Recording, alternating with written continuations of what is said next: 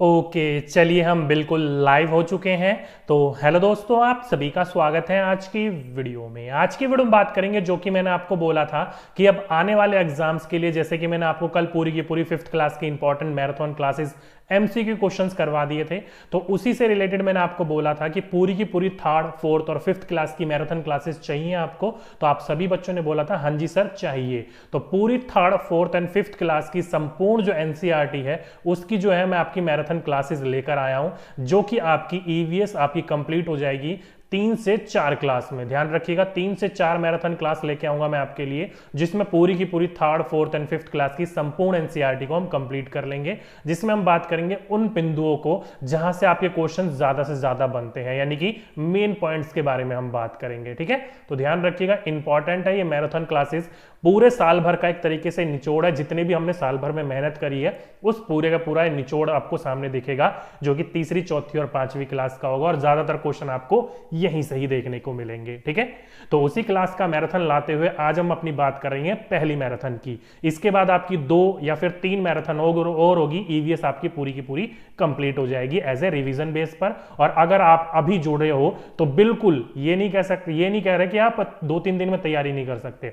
बिल्कुल डियर, 2 से 3 दिन में अगर जो मैं मैराथन करा रहा हूं, यहां से आपके 15 क्वेश्चन में से 12, 13, 14 क्वेश्चन जरूर देखने को आपको मिल जाएंगे। ओके, तो ये बात ध्यान रखिएगा, ये 3-4 दिन भी आपके लिए बहुत इंपॉर्टेंट होने वाले हैं। ईवीएस को लेते हुए पूरी की पूरी कंप्लीट रिवीजन भी हो जाएगी, जो बच्चे पहले से जुड़े हुए हैं और जो बच्चे नए जुड़े हैं उनकी एक तरीके से उनको पता चल जाएगा कि पढ़ना क्या है। ठीक है, तो उसी चीज को फॉलो करते हुए, इसी चीज को शुरू करते हुए आज हम बात करेंगे थर्ड एंड फोर्थ क्लास की फर्स्ट मैराथन क्लास के बारे में। ठीक है, चलिए आज नोटिफिकेशन आ गया है, बिल्कुल डियर नोटिफिकेशन चला गया है। मैंने एक बार टेलीग्राम पर आज शेयर नहीं करा, चलिए टेलीग्राम पर एक बार मैं शेयर कर देता हूं, फिर आज की क्लास को हम कंटिन्यू करते हैं। ठीक है, चलिए मैराथन मैंने शेयर कर दिया आपका, कहां पर? ओके, ये टेलीग्राम पर बीएस ब्लूम की टैक्सोनॉमी दिखा रहा है।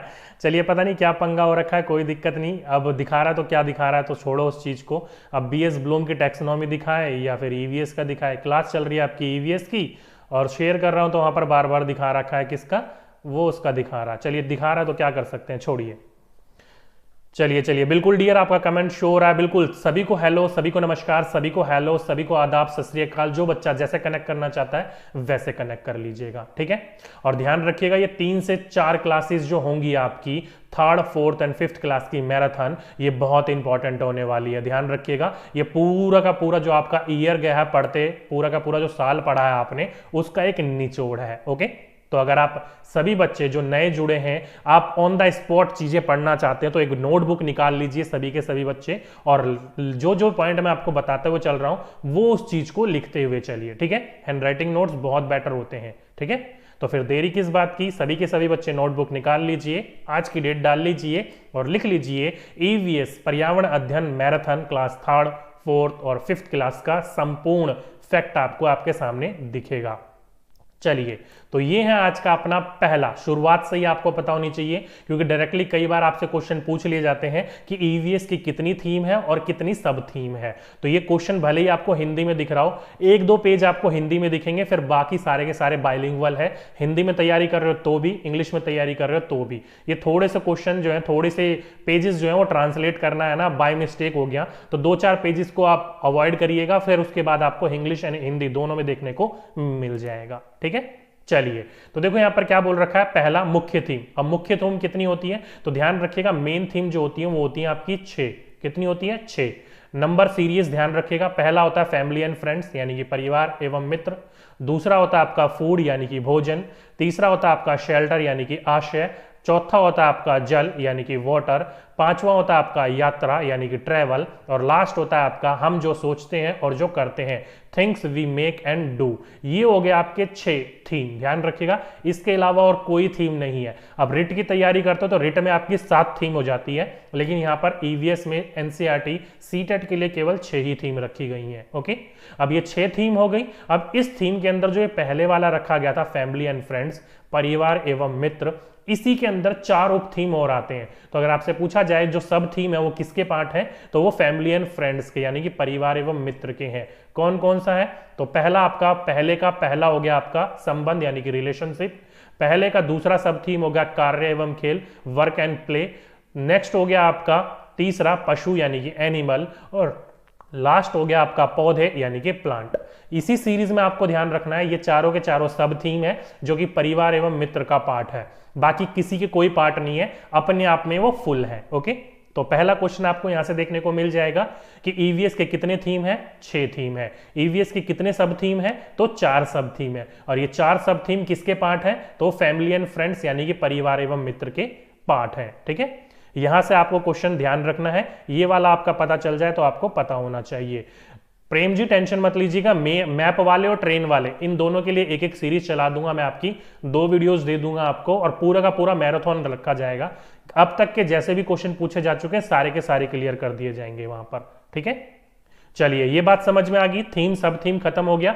ये है आपका बेसिक, आपको पता होना चाहिए, यहां से आपकी शुरुआत होती है ईवीएस की। बिल्कुल 6 मुख्य थीम यानी कि मेन थीम और 4 सब थीम यानी कि उप थीम, सारी की सारी चीजें पता चल गई। और अब हम यही 10 चीजें कंप्लीट करने वाले हैं। अगर आपने ये 10 चीजें कंप्लीट कर ली आपकी ईवीएस कंप्लीट, इसके अलावा और कुछ नहीं आता आपके ईवीएस के पोर्शन में। ठीक है, चलिए आगे चलते हैं। तो आज जो हम चैप्टर स्टार्ट कर रहे हैं पहला वो कर रहे हैं जंतु यानी कि एनिमल।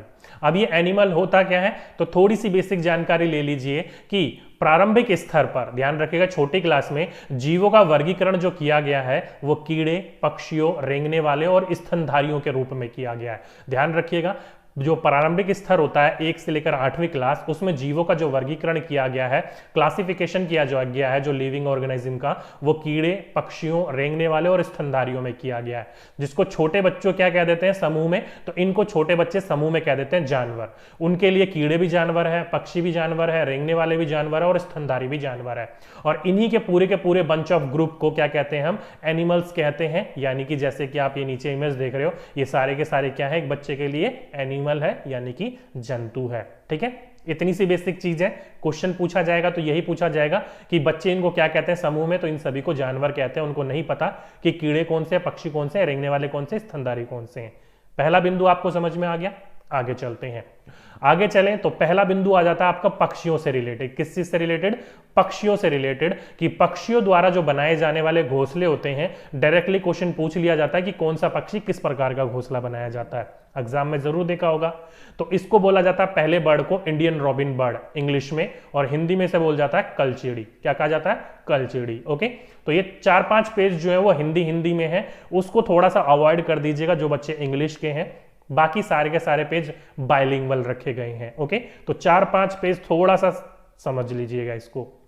चलिए, तो क्या बोल रखा है, इंडियन रॉबिन बर्ड यानी कि कलचीड़ी। ये क्या होता है, तो ध्यान रखिएगा, ये पत्थर के बीच में, किसके बीच में, स्टोन्स, रॉक्स के बीच में एक मुलायम घोंसला बनाती है। तो अगर आपसे डायरेक्टली क्वेश्चन पूछा जाएगा कि निम्नलिखित में से वह पक्षी कौन सी है जो कि अपने पत्थरों के बीच में घोंसला बनाती है, तो ध्यान रखिएगा इंडियन रॉबिन बर्ड, जिसको इंग्लिश में कहा जाता है, हिंदी में इसको कलचीड़ी कहा जाता है। अब इसके घोंसले में क्या क्या चीजें मिलती हैं, तो ध्यान रखिएगा टहनी, जड़ें, ऊन, बाल, रुई इत्यादि, ये सारी की सारी चीजें जो मिलती हैं इसके घोंसले में मिलती है। क्यों, क्योंकि पत्थरों के बीच में घोंसला बना रही है, आराम तो चाहिए ना भाई। जब इंसान, हम जो लोग हैं वो मुलायम गद्दे पर सोते हैं, तो चिड़िया अपने बारे में नहीं सोचेगी। तो उनके वहां पर जो टहनी होती है नरम वाली, जड़ें होती है, ऊन होते हैं, बाल होते हैं, रुई होती है, इससे क्या बनाती है अपना घोंसला, बिल्कुल नरम बनाती है। बस आपको यहां से 2 पॉइंट ध्यान रखने हैं, पत्थरों के बीच में कौन घोंसला बनाती है और इनके घोंसले में क्या क्या चीजें मिलती हैं। अब जैसे कि यहां पर देखो, ये है आपकी कलचीड़ी, आप इमेज में देख रहे हो, ये पत्थरों के बीच में अपना घोंसला बनाएगी। जैसे कि ये वाला देख सकते हो आप, अंडे दे रखे हैं इसने, और अपने घोंसले में क्या है इनके, तो देखिए जहां पर थोड़े बहुत घास भी है, यहाँ पर रुई भी है, जड़े भी हैं और बाल भी हैं। ये सारे के सारी चीजें इसके घोंसले में प्राप्त होती है, मिलती है। ठीक है, तो ये है आपकी पहली चिड़िया इंडियन रॉबिन बर्ड। सभी बच्चों को समझ में आ गया होगा इसके बारे में। आगे चलते हैं, आगे क्या बोल रखा है, कौवे के बारे में। बहुत मोस्ट इंपॉर्टेंट है ये वाला पॉइंट, डायरेक्टली क्वेश्चन यहां से पूछ लिया जाता है आपसे, क्रो के बारे में, कौवे के बारे में। अब कौवा क्या है, तो ध्यान रखिएगा, ये अपना घोंसला जो होता है पेड़ की सबसे ऊंची डाल पर बनाता है। अगर आप नीचे इमेज में चेक करोगे तो देख सकते हो, ये इमेज में पेड़ का ऊंची, जहां पर मजबूत डाल खत्म हो जाती है, वहां पर ये अपना घोंसला बनाता है। देख सकते हो, ये जो इसका घोंसला है वो पेड़ की सबसे ऊंची डाल पर है। ओके, तो यहां से डायरेक्टली क्वेश्चन पूछ लिया जाएगा आपसे कि निम्नलिखित में से वह पक्षी कौन सा है जो कि पेड़ की सबसे ऊंची डाल पर अपना घोंसला बनाता है। ओके, तो ध्यान रखिएगा वो है कौवा। दूसरा क्वेश्चन आ जाता है आपका कि कौवे के घोंसले में निम्नलिखित में से क्या क्या चीजें मिलती हैं। तो ध्यान रखिएगा लोहे के तार और टहनियां। मेन आपकी टहनियां तो हर किसी के घोंसले में मिलती है, लेकिन लोहे के तार किसी के किसी घोंसले में मिलते हैं, जिसमें से एक है आपका कौवा। तो अगर आप नीचे इमेज चेक करोगे तो ये जो वायर दिख रही है ना आपको व्हाइट व्हाइट सी, ये सारे के सारे क्या है, लोहे हैं, लोहे के तार है। तो डायरेक्टली क्वेश्चन पूछ लिया जाएगा, आपको ध्यान रखना है कि कौवे के घोंसले में लोहे के तार व टहनियां भी मिलती हैं। ओके। और तीसरा पॉइंट, कौवे के घोंसले में ऐसा कौन सा चालाक पक्षी है जो कि अंडे देता है, तो वो है कोयल। कोयल कभी भी अपना घोंसला स्वयं नहीं बनाती है, वो अपने अंडे कौवे के घोंसले में दे देती है, और कौवा जो है वो बेचारा अपने अंडे समझकर उनको सेता है। ओके, तो ये 3 पॉइंट निकल के आए आपके कौवे के घोंसले से। पहला कि घोंसला जो होता है वो सबसे ऊंची डाल पर कौन बनाता है, कौवा बनाता है। दूसरा, वह कौन सा पक्षी है जिसके घोंसले में लोहे के तार वगैरह देखने को मिलते हैं, तो वो कौवे का घोंसला है। तीसरा, वह कौन सा पक्षी चालाक है जो कि कौवे के घोंसले में अपना अंडा देता है, स्वयं अपना घोंसला नहीं बनाता, तो वो है कोयल। ओके, तो ये 3 तो चीज आपको ध्यान रखनी होगी। ठीक है, चलिए यहां तक सभी को समझ में आ गया, आगे चलते हैं। ध्यान रखिएगा डियर, मैराथन क्लासेस हैं, आपको मैं कमेंट पे कम ध्यान दूंगा, पढ़ाने पर ज्यादा ध्यान दूंगा। तो प्लीज जो बच्चे कमेंट करके पूछ रहे हो आप, तो उसके लिए मैं माफी मांगता हूं पहले ही। कमेंट पर आज आप मेरा कम ध्यान होगा मैराथन क्लासेस में, क्योंकि कम समय में आपको ज्यादा से ज्यादा चीजें पढ़ानी है। ठीक है, चलिए तीसरी बर्ड आ जाती है आपकी दर्जी चिड़िया, जिसे आप इंग्लिश में टेलर बर्ड कहते हो।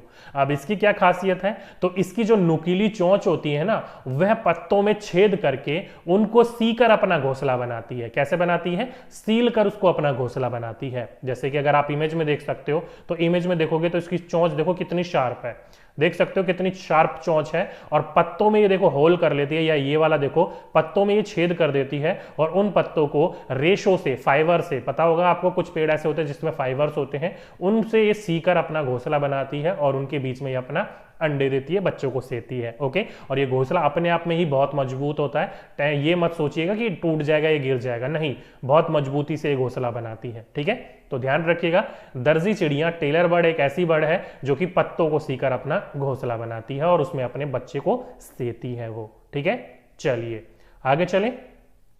नेक्स्ट बिंदु आ जाता है आपका वीवर पक्षी। कौन सा है आपका, वीवर, इंग्लिश में भी इसको वीवर ही कहा जाता है। अब ये क्या है, तो वीवर पक्षी की खासियत ये है कि जो नर होगा ना, वो उसका घोंसला बनाता है। ध्यान रखिएगा, वीवर पक्षी की एक ये खासियत है, ये पीले कलर का, ध्यान रखिएगा, वीवर भी एक तरीके से ऐसी दिखती है, और साथ ही साथ में जो स्पैरो होती है वो भी इसी प्रकार की दिखती है।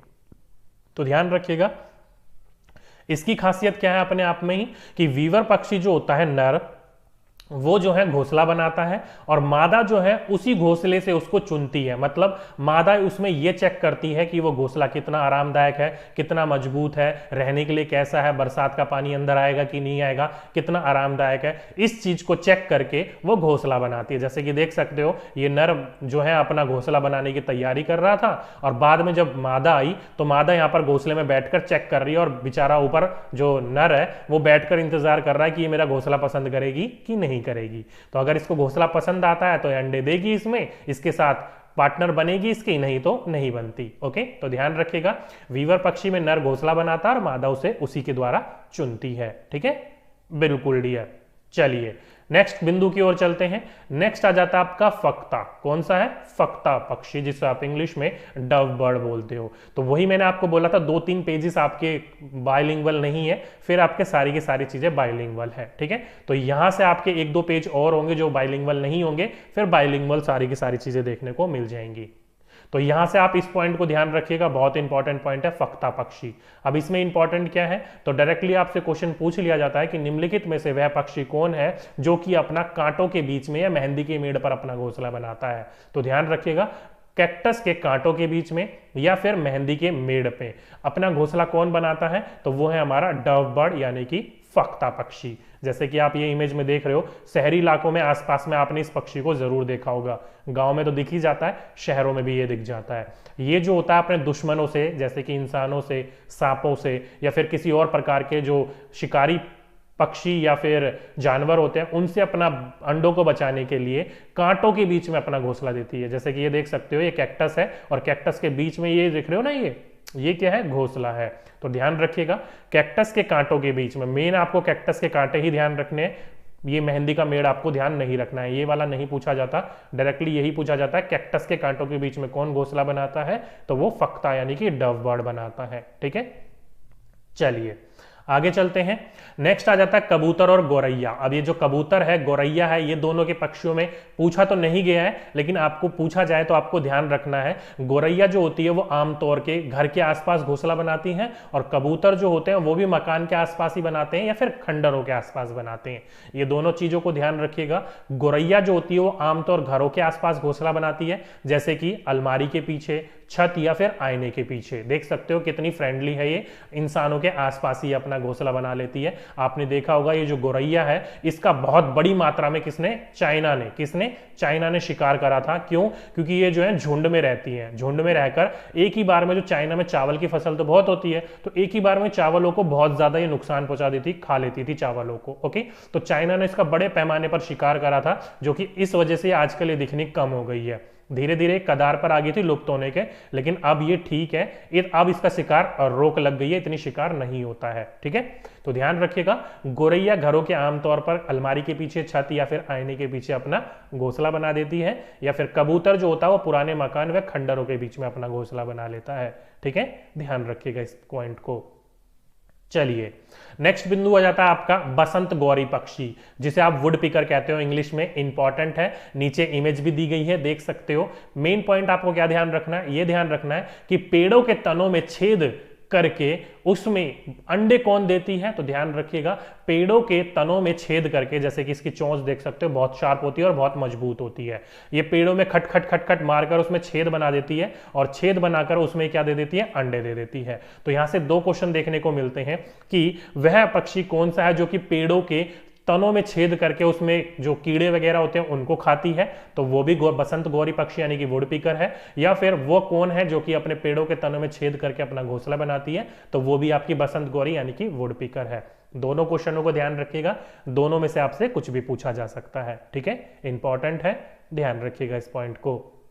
बिल्कुल छेद करके ये घोंसला बनाती है। आगे चलें तो नेक्स्ट आ जाता है आपका शंकर खोर पक्षी। अब ये शंकर खोर पक्षी जो है वो थोड़ा बहुत वीवर की तरह दिखता है। वीवर पक्षी जो होता है उसमें नर घोंसला बनाता है और मादा उससे चुनती है। इसमें आपको क्या ध्यान रखना, अगर कंफ्यूजन क्रिएट ना हो तो ये ध्यान रखिएगा, ये अपना घोंसला जो होता है ना वो झाड़ी, ध्यान रखिएगा पेड़ या झाड़ी की डाल पर लटकता हुआ घोंसला बनाते हैं। ध्यान रखिएगा कि इसमें छोटे मोटे जो पेड़ होते हैं, झाड़ियां होती है, उस पर अपना लटकता हुआ घोंसला बनाते हैं, और इनके घोंसले में रुई, सूखे पत्ते व कपड़े, ये सारे के कपड़ों के चीथड़े वगैरह जो होते हैं, जो पार्ट्स होते हैं क्लॉथ्स के, वो इनके द्वारा ये अपना घोंसला बनाती है। वीवर देखा होगा आपने, येलो कलर की थी, लेकिन ये कैसी होती है, ब्राउन कलर की होती है। और इनकी चोंच कैसी होती है, तो हल्की सी नीचे की तरफ घूमी हुई होती है। ठीक है, बस इतना ध्यान रखिएगा। यहां से आपसे ये क्वेश्चन पूछ लिया जाएगा कि निम्नलिखित में से वह कौन पक्षी है जो कि अपना छोटे पेड़ों या झाड़ियों पर लटकता हुआ घोंसला बनाती है, तो वो है शंकरखोर पक्षी। और वीवर से आपसे पूछा जाएगा कि वह पक्षी कौन है जिसमें नर घोंसला बनाता है और मादा उसके द्वारा उसको चुनती है, तो वो है वीवर पक्षी। दोनों में कंफ्यूज मत होइएगा, दोनों का घोंसला पेड़ से लटकता हुआ ही मिलता है आपको। ठीक है, बस इनके घोंसले में आपको रुई, सूखे पत्ते और कपड़ों के चीथड़े भी देखने को मिल जाते हैं। ठीक है, इंपॉर्टेंट है, ध्यान रखिएगा इस पॉइंट को। चलिए यहां तक समझ में आ गया होगा।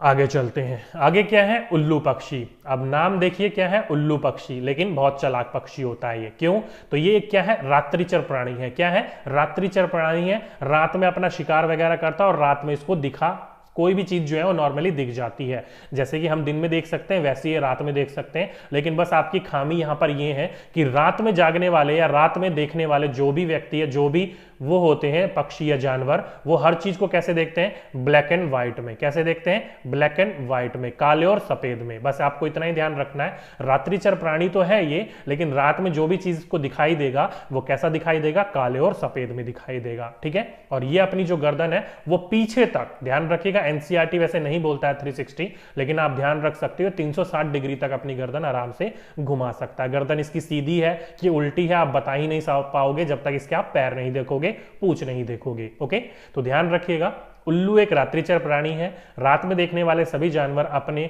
जो भी रंग देखते हैं वो काले और सफेद में देखते हैं, और अपनी गर्दन ये पीछे घुमा सकते हैं काफी हद तक। जैसे कि अगर आप नीचे इमेज में देखोगे तो ये देखो कितनी इसने गर्दन आराम से रोटेट कर रखी है। इतनी गर्दन आप रोटेट अपनी कर लोगे ना तो थोड़ी देर बाद कहोगे यार गर्दन सीधी नहीं हो रही, क्या करें। तो यहां पर देख सकते हो उल्लू जो होता है, 2 पॉइंट है, एक उल्लू से एक मैना से। उल्लू से आपको इतना ध्यान रखना है कि गर्दन अपना पीछे हद तक कौन मोड़ लेता है, तो वो है उल्लू। मैना का क्या होगा अभी मैं उसका भी बताऊंगा, ध्यान रखिएगा उस पॉइंट को भी। चलिए आगे चलते हैं मैना के ऊपर। मैना की क्या खासियत है, तो ध्यान रखिएगा मैना पक्षी ये भी एक तरीके से लुप्त होने की कगार पर आ गए थे, लेकिन अब ठीक है ये, ठीक है। जो कि कहां देखने को मिलेंगे, तो रेगिस्तानी इलाकों में देखने को मिलते हैं। ये वाला क्वेश्चन नहीं पूछा जाता, ध्यान मत रखिएगा, या रखना है तो रख लीजिएगा।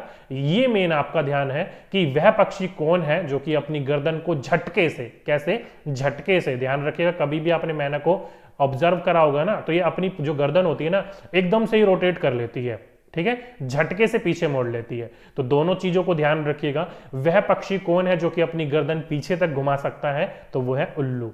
वह पक्षी कौन है जो कि अपनी गर्दन को पीछे झटके से पीछे करता है, वो है मैना, ठीक है। दोनों पॉइंट में इतना ही सा डिफरेंस है, एक झटके से अपनी गर्दन पीछे करता है और एक अपनी गर्दन पूरी रोटेट कर लेता है। दोनों को ध्यान रखिएगा, ठीक है।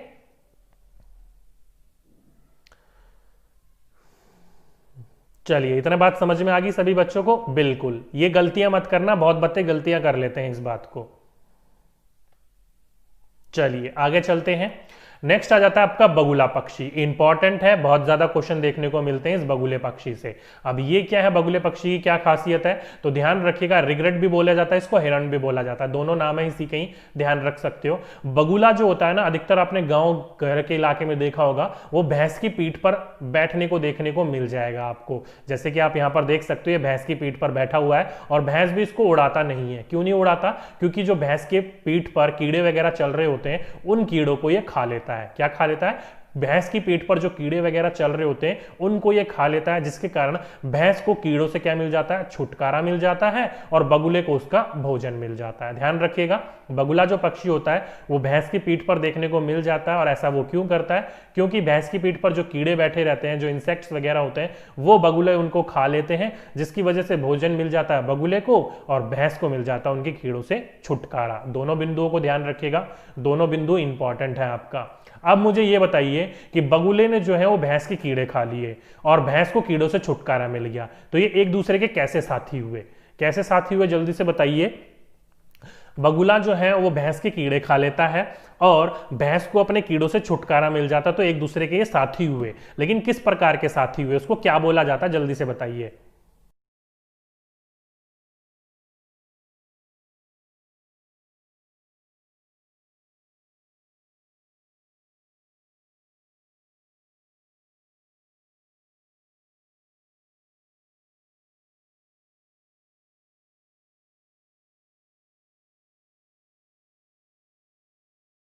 बिल्कुल बिल्कुल बिल्कुल, सहजीवी हुए, दोनों एक दूसरे के ऊपर निर्भर है। ये इसको भोजन मिल रहा है भैंस से और भैंस को छुटकारा मिल रहा है कीड़े इससे। बिल्कुल सही कहा आप सभी, मैंने इस बात का ध्यान रखिएगा, ठीक है, इंपॉर्टेंट है, पूछ लिया जाता है आपसे तो आपको पता होना चाहिए, ठीक है। इतनी सी बातें सभी बच्चों को समझ में आ गई होगी। आगे चलते हैं, आगे चलें तो नेक्स्ट बिंदु आ जाता है आपके क्वेश्चनों का। अब यहां से जो मैंने पक्षी पढ़ाए उस पक्षी से रिलेटेड कैसे कैसे क्वेश्चन आपके एग्जाम में पूछे जा चुके हैं, तो जल्दी से थोड़े बहुत क्वेश्चन है, थियोरेटिकल पोर्शन आप ज्यादा करेंगे, थोड़ी थोड़ी सी प्रैक्टिस भी करते हुए चलेंगे कि ताकि आपको पता चल सके कि क्वेश्चन कैसे पूछे जाते हैं, ठीक है। चलिए पहला क्वेश्चन देखो, आपके स्क्रीन के सामने पूछ रखा है कि नीचे दिए गए पक्षियों में से प्रजाति वह कौन सी है जो कि झटके से अपनी गर्दन को आगे पीछे करती है। जल्दी से बताइए कि वो जो नेक है अपने एकदम से झटके से क्या करती है, back and front with a jack, यानी कि अपनी गर्दन को झटके से आगे पीछे करती है। कौन सी है, जल्दी से बताइए, फटाफट फटाफट, छोटे छोटे क्वेश्चन है, जल्दी जल्दी करेंगे। बिल्कुल, अभी अभी मैंने पढ़ाया आपको मैना। अब यहां पर कई बच्चे उल्लू लगा देते हैं गर्दन को मोड़ने की वजह से। उल्लू जो है अपनी गर्दन को पीछे हद तक घुमा लेता है, झटके से नहीं मोड़ता है, ठीक है। तो ऑप्शन नंबर जिस जिस बच्चों ने इसका मैना लगाया वो बिल्कुल सभी के सभी बच्चों ने सही लगाया, ठीक है। चलिए नेक्स्ट क्वेश्चन आपकी स्क्रीन के ऊपर, नीचे दिए गए पक्षियों की कौन सी प्रजाति झटके से अपनी गर्दन, ये तो दोबारा रिपीट हो गया, छोड़िए, मिसप्रिंट हो गया होगा, आगे चलते हैं। नेक्स्ट है, निम्नलिखित पक्षियों में से कौन काफी हद तक अपनी गर्दन पीछे तक घुमा सकता है। लीजिए बताइए, which one of the following bird can rotate it next backward to large extent. जल्दी से बताइए कौन सा पक्षी ऐसा जो कि अपनी गर्दन को पीछे तक घुमा सकता है। कहां तक? पीछे तक घुमा सकता है। कौन सा बच्चा बताएगा? जल्दी से बताइए इसका सही आंसर क्या होगा इसका। चलिए बच्चे कह रहे हैं सेकंड का फोर्थ होगा। सेकंड का फोर्थ नहीं डियर, थर्ड का बताइए। सेकंड तो बार में रिपीट हो गया तो कोई बात नहीं, उसको रिपीट हो गया तो छोड़ दीजिए उसको। बिल्कुल, जिस जिस बच्चे ने इसका उल्लू लगाया वो बिल्कुल सही लगाया। आउल जो होता है वो अपनी गर्दन को काफी हद तक पीछे रोटेट कर लेता है। उल्लू, ऑप्शन नंबर बी। जिस जिस बच्चों ने लगाया बिल्कुल सही लगाया। ठीक है, चलिए नेक्स्ट क्वेश्चन आपकी स्क्रीन के ऊपर, निम्नलिखित पक्षियों में से कौन सा पक्षी मरे हुए जानवरों को खाकर पर्यावरण को स्वच्छ रखता है। देखिए ये वाला मैंने आपको एक क्वेश्चन जो है वो नहीं बताया, लेकिन मैंने इसका क्वेश्चन डाल दिया। अब यहां से आपको ये पता चल गया, देखिए कि आपको अगर क्वेश्चन पूछा जाएगा तो कैसे आपको आंसर देना है। तो ध्यान रखिएगा इसका आंसर जो होता है एनसीईआरटी के हिसाब से, ध्यान रखिएगा एनसीईआरटी के हिसाब से मरे हुए जानवरों को खाकर, चील भी खाता मरे हुए जानवरों को, कौवा भी खाता मरे हुए जानवरों को, लेकिन यहां पर एनसीईआरटी हम फॉलो करेंगे तो गिद्ध है। क्या है? वल्चर। वल्चर जो है मरे हुए जानवरों को खाकर हमारे पर्यावरण में से क्या करता है? स्वच्छता करता है, यानी कि जगह साफ करता है। तो ऑप्शन नंबर ए, जिस जिस बच्चों ने लगाया बिल्कुल सही लगाया, बिल्कुल गिद्ध। चलिए नेक्स्ट क्वेश्चन, निम्नलिखित में से कौन सा पक्षी पेड़ों के तनों में छेद करके छिपे कीड़ों को खाता है। जल्दी से बताइए कि कौन सा पक्षी है जो कि पेड़ों के तनों में छेद करके छिपे हुए कीड़ों को खाता है। जल्दी से बताइए कौन सा बच्चा बताएगा इसका सही आंसर फटाफट। बिल्कुल डियर, गिद्ध जो है मरे हुए जानवरों को खाकर पृथ्वी को क्या रखता है? स्वच्छ रखता है। बिल्कुल डियर, आपने प्लेलिस्ट देख रखी होगी तो आप इसका आंसर इजीली बता दोगे। बिल्कुल, जो कट फोड़वा चिड़िया होती है यानी कि वुड पिकर जो होता है, वो जो होता है पेड़ों के तनों में छेद करके उसमें से जो छिपे हुए कीड़े होते हैं उनको खाता है और साथ ही साथ में वहां पर अपना घोंसला भी बनाता है। तो ऑप्शन नंबर सेकंड बिल्कुल सही आंसर लगाया था। ठीक है, चलिए नेक्स्ट क्वेश्चन आपकी स्क्रीन के ऊपर, निम्नलिखित में से कौन सा पक्षी पत्तों को सीकर अपना घोंसला बनाता है। जल्दी से बताइए कौन सा है जो कि आपका सीडिंग लीव्स यानी कि जो बर्ड्स है वो अपना नेस्ट बनाता है पत्तों को सीकर। कौन सा बच्चा बताएगा? फटाफट आंसर बताइए, फटाफट फटाफट। बिल्कुल, जिस जिस बच्चे ने इसका ऑप्शन नंबर फर्स्ट लगाया दर्जी चिड़िया यानी कि टेलर बर्ड, वो बिल्कुल सही लगाया। टेलर बर्ड जो होती है वो पत्तों को सीकर उसमें छेद बनाकर अपना घोंसला बनाती है, उनको फाइबर से पत्तों के रेशों के सील कर। ओके, तो ऑप्शन नंबर जिस जिस बच्चों ने ए लगाया बिल्कुल सही आंसर लगाया। बिल्कुल डियर, प्रीवियस ईयर क्वेश्चंस भी करवा दिए जाएंगे, आपको टेंशन मत लीजिए। 2 से 3 दिन में एक बार मैराथन खत्म हो जाइए, फिर आपके प्रीवियस ईयर क्वेश्चंस भी करवा दूंगा मैं आपको। ठीक है, प्रीवियस ईयर क्वेश्चन देख लीजिएगा, आप एक भी गलत नहीं करोगे जो मैं आपको करवा चुका हूं, अगर आपने वो देखी है या फिर आप ये फैक्ट देख पा रहे होंगे तो। ठीक है, चलिए तो वो कुछ इंपॉर्टेंट क्वेश्चंस थे आपके पक्षियों से रिलेटेड, अगर आपसे क्वेश्चन पूछा जाएगा तो आपको ध्यान रखना है। अब बात कर लेते हैं जानवरों की विशेषताओं के बारे में, करेक्टरिस्टिक्स ऑफ एनिमल। अब यहां से आपको जो कंटेंट मिलेगा वो बाइलिंगुअल मिलेगा, हिंदी इंग्लिश दोनों में लिखा हुआ है, किसी भी बच्चे को कैसे भी पढ़ना है वो पढ़ सकता है। ठीक है, चलिए पहले हम बात कर लेते हैं जानवरों में हाथियों के बारे में। हमने पहले पढ़ा पक्षियों के बारे में, अब पढ़ेंगे हम जानवरों के बारे में। ठीक है, क्योंकि क्वेश्चन सबसे ज्यादा इन्हीं टॉपिकों से मिलते हैं आपको। तो जानवरों में हम पढ़ लेते हैं हाथियों की विशेषताओं के बारे में। पहला बिंदु, हाथी जो होते हैं वो कैसे रहते हैं? झुंडों में रहते हैं। इंपॉर्टेंट क्वेश्चन है, ध्यान रखिएगा। हाथी जो रहते हैं वो झुंडों में रहते हैं। Elephants live in hertz. Okay, important है, ध्यान रखिएगा। एक बड़े हाथी एक दिन में 100 किलो से ज्यादा पत्तियों को खा लेता है, ये बहुत इंपॉर्टेंट पॉइंट है, ध्यान रखिएगा। A large elephant can eat more than 100 kg of leave in a day. तो ध्यान रखिएगा, अगर आपसे पूछा जाए डायरेक्टली क्वेश्चन में कई बार कंफ्यूज करने के लिए बोल दिया जाता है कि एक बड़ा हाथी एक दिन में कितना 2 क्विंटल या फिर 200 किलो से ज्यादा पत्तियां खा लेता है। बिल्कुल गलत है, 100 किलो से ज्यादा पत्तियां खाता है वो 1 क्विंटल के। ठीक है, इंपॉर्टेंट क्वेश्चन है, ध्यान रखिएगा इस पॉइंट को। ठीक है, आगे चलते हैं।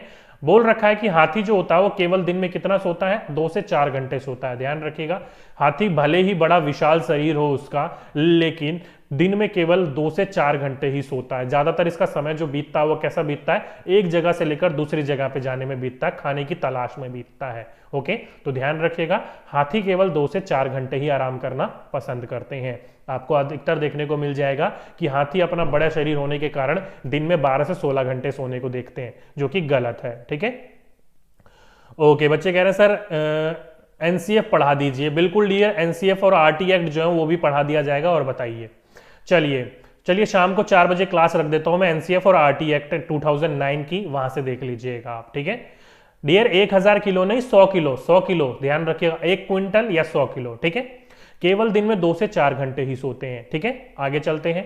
बुजुर्ग हथनी जो होती है वो झुंड की नेता होती है, ध्यान रखिएगा इस पॉइंट का। जो आपकी एल्डर हथनी होगी, यानी कि जो एल्डर एलिफेंट होगा, बुजुर्ग हथनी होगी, वो पूरे के पूरे झुंड का क्या करती है, नेतृत्व करती है। जैसे कि अगर आप इस झुंड में देखोगे, जिसमें से सबसे बुजुर्ग हथनी होगी वो पूरे के पूरे झुंड का नेतृत्व करेगी।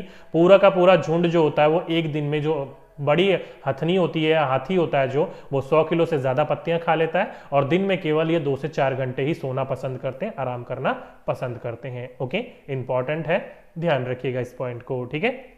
ओके, बच्चे कह रहे हैं सर सीडीपी की में मैराथन लेकर आइए। ओके डियर, आपकी बात मान ली, सीडीपी की मैराथन भी लेकर आएंगे, ठीक है।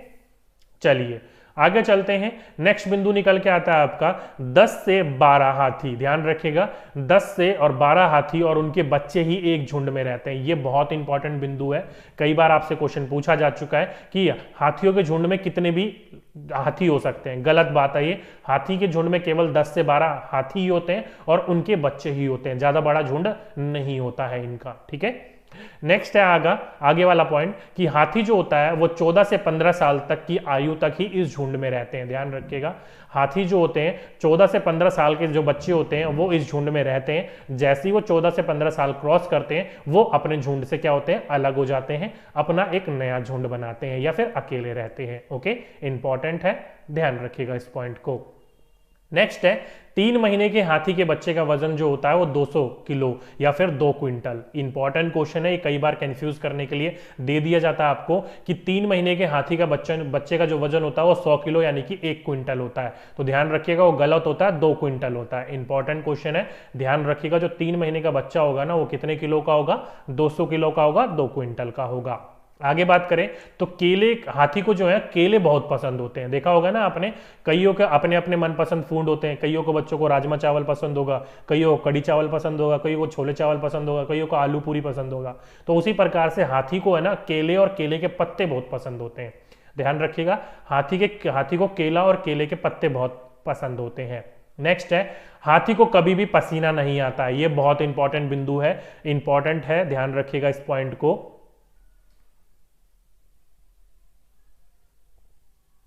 डियर न्यू अमेंडमेंट हुआ है 2005 में एनसीएफ में, अभी आपको पढ़ने की जरूरत नहीं है क्योंकि वो प्रॉपरली लागू नहीं हुआ है अभी, ठीक है। जो आपको ओल्ड वाला था वही आपको पढ़ना है, उसके अलावा नहीं पढ़ना है आपको, ठीक है।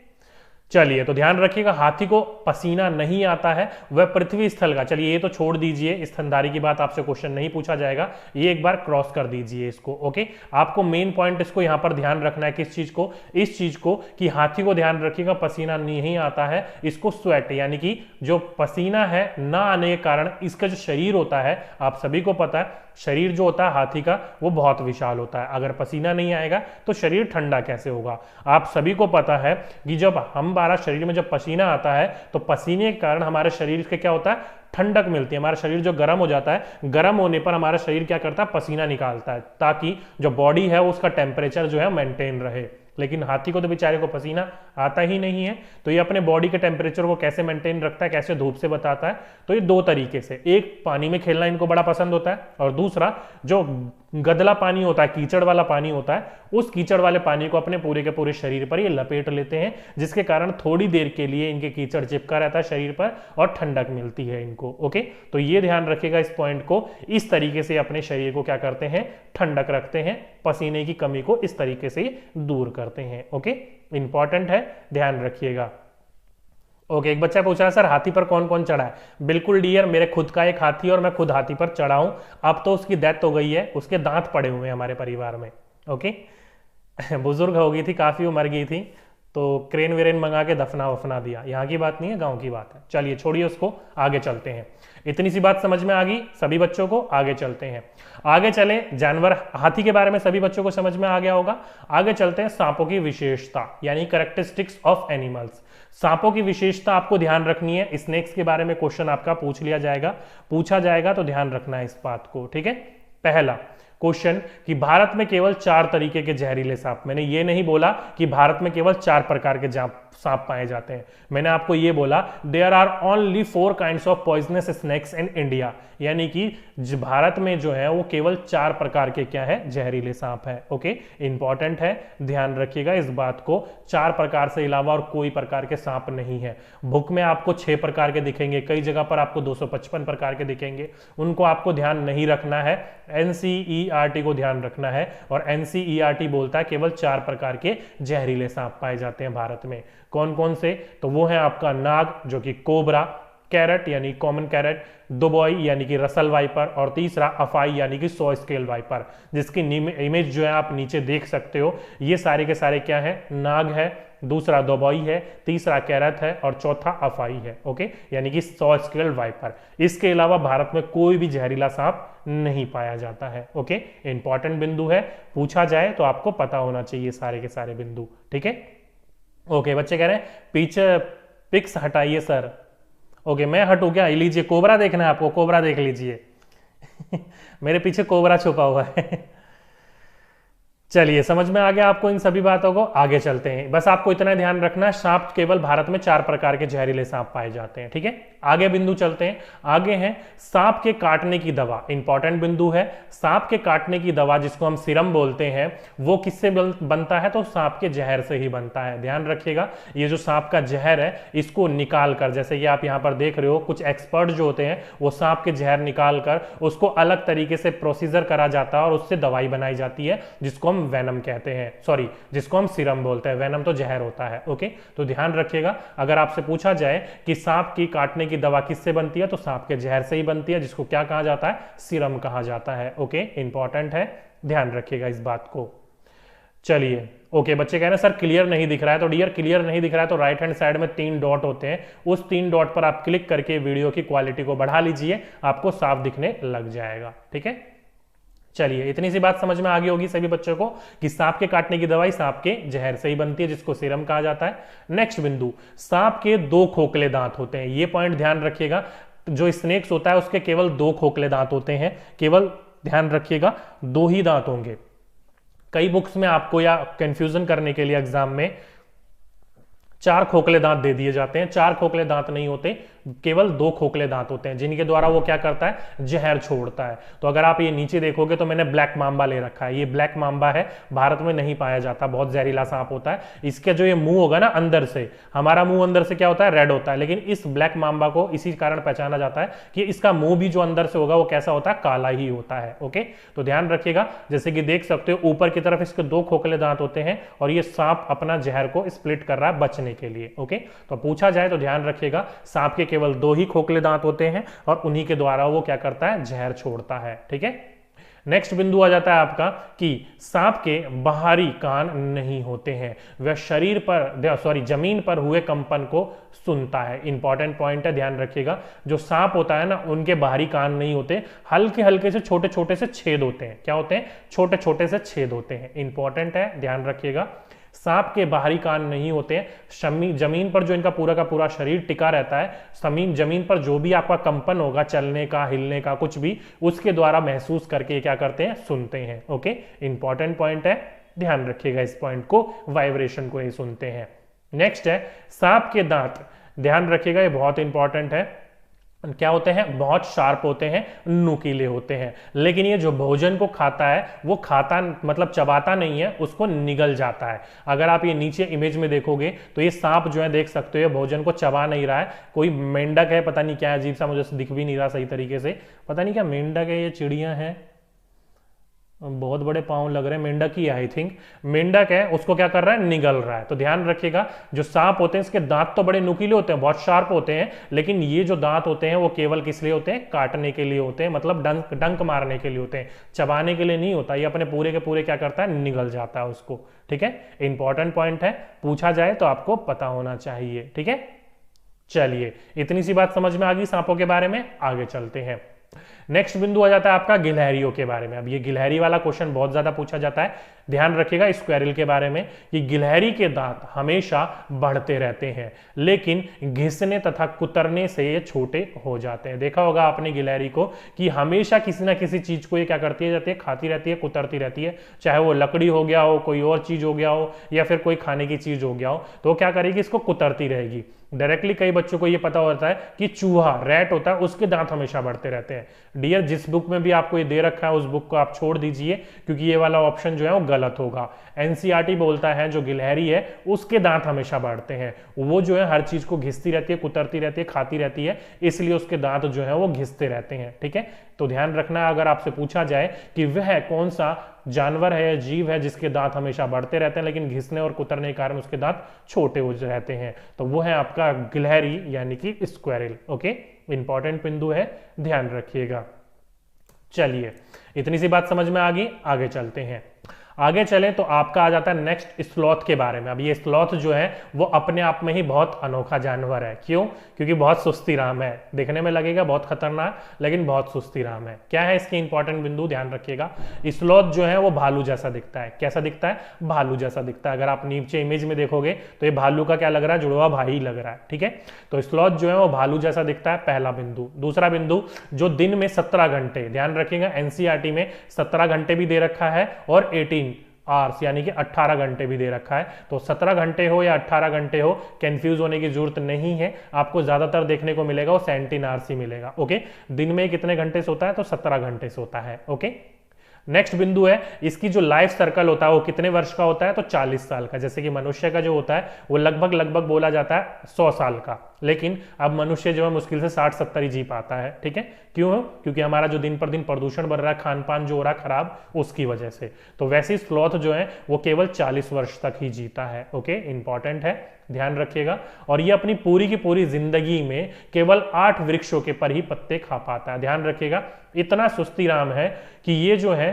केवल अपनी पूरी की पूरी 40 साल की जिंदगी में वो केवल 8 वृक्ष तक ही जा पाता है। देख सकते हो कितना सुस्ती राम होगा। यानी कि ये लगा लीजिए ऑन एन एवरेज 5 साल में एक वृक्ष। क्या है? 5 साल में एक वृक्ष। और ये जो है वृक्ष से नीचे यानी कि पेड़ से नीचे भी नहीं उतरता, पेड़ पर ही सो जाता है। जैसे कि आप इमेज में देख रहे हो, पेड़ पर ही सो जाता है सुस्ती राम कहीं का। और हफ्ते में यानी कि एक वीक, हफ्ते में एक दिन जो पेड़ से उतरता है मल मूत्र करने के लिए। ध्यान रखिएगा, हफ्ते में केवल एक दिन। अब ध्यान रखिएगा, अगर आप एक हफ्ते में हफ्ते भर रोक लोगे तो आपका पेट फट जाएगा। लेकिन ये क्या है, इतना सुस्ती राम है सुसरा, क्या है, 8 पेड़ों की पत्तियां ही खाएगा और हफ्ते में एक बार ही शौच करने के लिए पेड़ से उतरता है। ठीक है, इंपॉर्टेंट है, ध्यान रखिएगा। बताओ ना एग्जाम कब है, किस चीज का एग्जाम डियर? सीटेट का एग्जाम पूछ रहे हो तो 31 जनवरी को है। अगर रिट का एग्जाम पूछ रहे हो तो अप्रैल में है, 25 अप्रैल को। ठीक है, महाआलसी जानवर है, बिल्कुल सही कहा आपने। इतनी सी बातें समझ में आ गई आपको स्लॉथ के बारे में। आगे चलते हैं। नेक्स्ट बिंदु आ जाता है आपके बाघों के बारे में, यानी कि टाइगर्स के बारे में। बहुत इंपॉर्टेंट बिंदु निकल के आते हैं। बाघ, ध्यान रखिएगा, अपने शिकार का सही पता हवा द्वारा मूंछों पे कंपन से नाप लेता है। ध्यान रखिएगा, जो इसकी मूंछें होती हैं वो क्या करती हैं, जो हवा में वाइब्रेशन होती हैं, जो वहां पर हिलता है उसके द्वारा क्या करता है, कंपन के द्वारा माप लेता है। ये इतना चालाक होता है कि शिकार के हिलने, शिकार की पांव के कदम की आवाज या फिर जानवरों के पत्तों से हिलने, जो जंगल में पत्ते वगैरह हिला देते हैं जानवर वगैरह, उनके हिलने की आवाज में क्या कर लेता है, आराम से डिफरेंशिएट कर लेता है किसके चलने की है, किसकी हरकतें हैं ये। ठीक है, पहला बिंदु आपको ध्यान रखना है कि बाघ अपने शिकार का सही पता हवा द्वारा मूंछों के कंपन से माप लेता है। दूसरा, इसे अंधेरे में रास्ता ढूंढने में उसे मदद मिलती है। किस चीज के द्वारा? ये मूंछों के कंपन के द्वारा। और रात में बाघ जो है वो देख सकता है, और हर चीज को कैसे देख सकता है, काले और सफेद में। मैं आपको पहले ही बता चुका हूं, कोई भी जो जीव है वो रात में देखेगा तो वो हर चीज को कैसे देखेगा, काले और सफेद में ही देखेगा। ठीक है, इंपॉर्टेंट है, ध्यान रखिएगा। चलिए आगे चलें।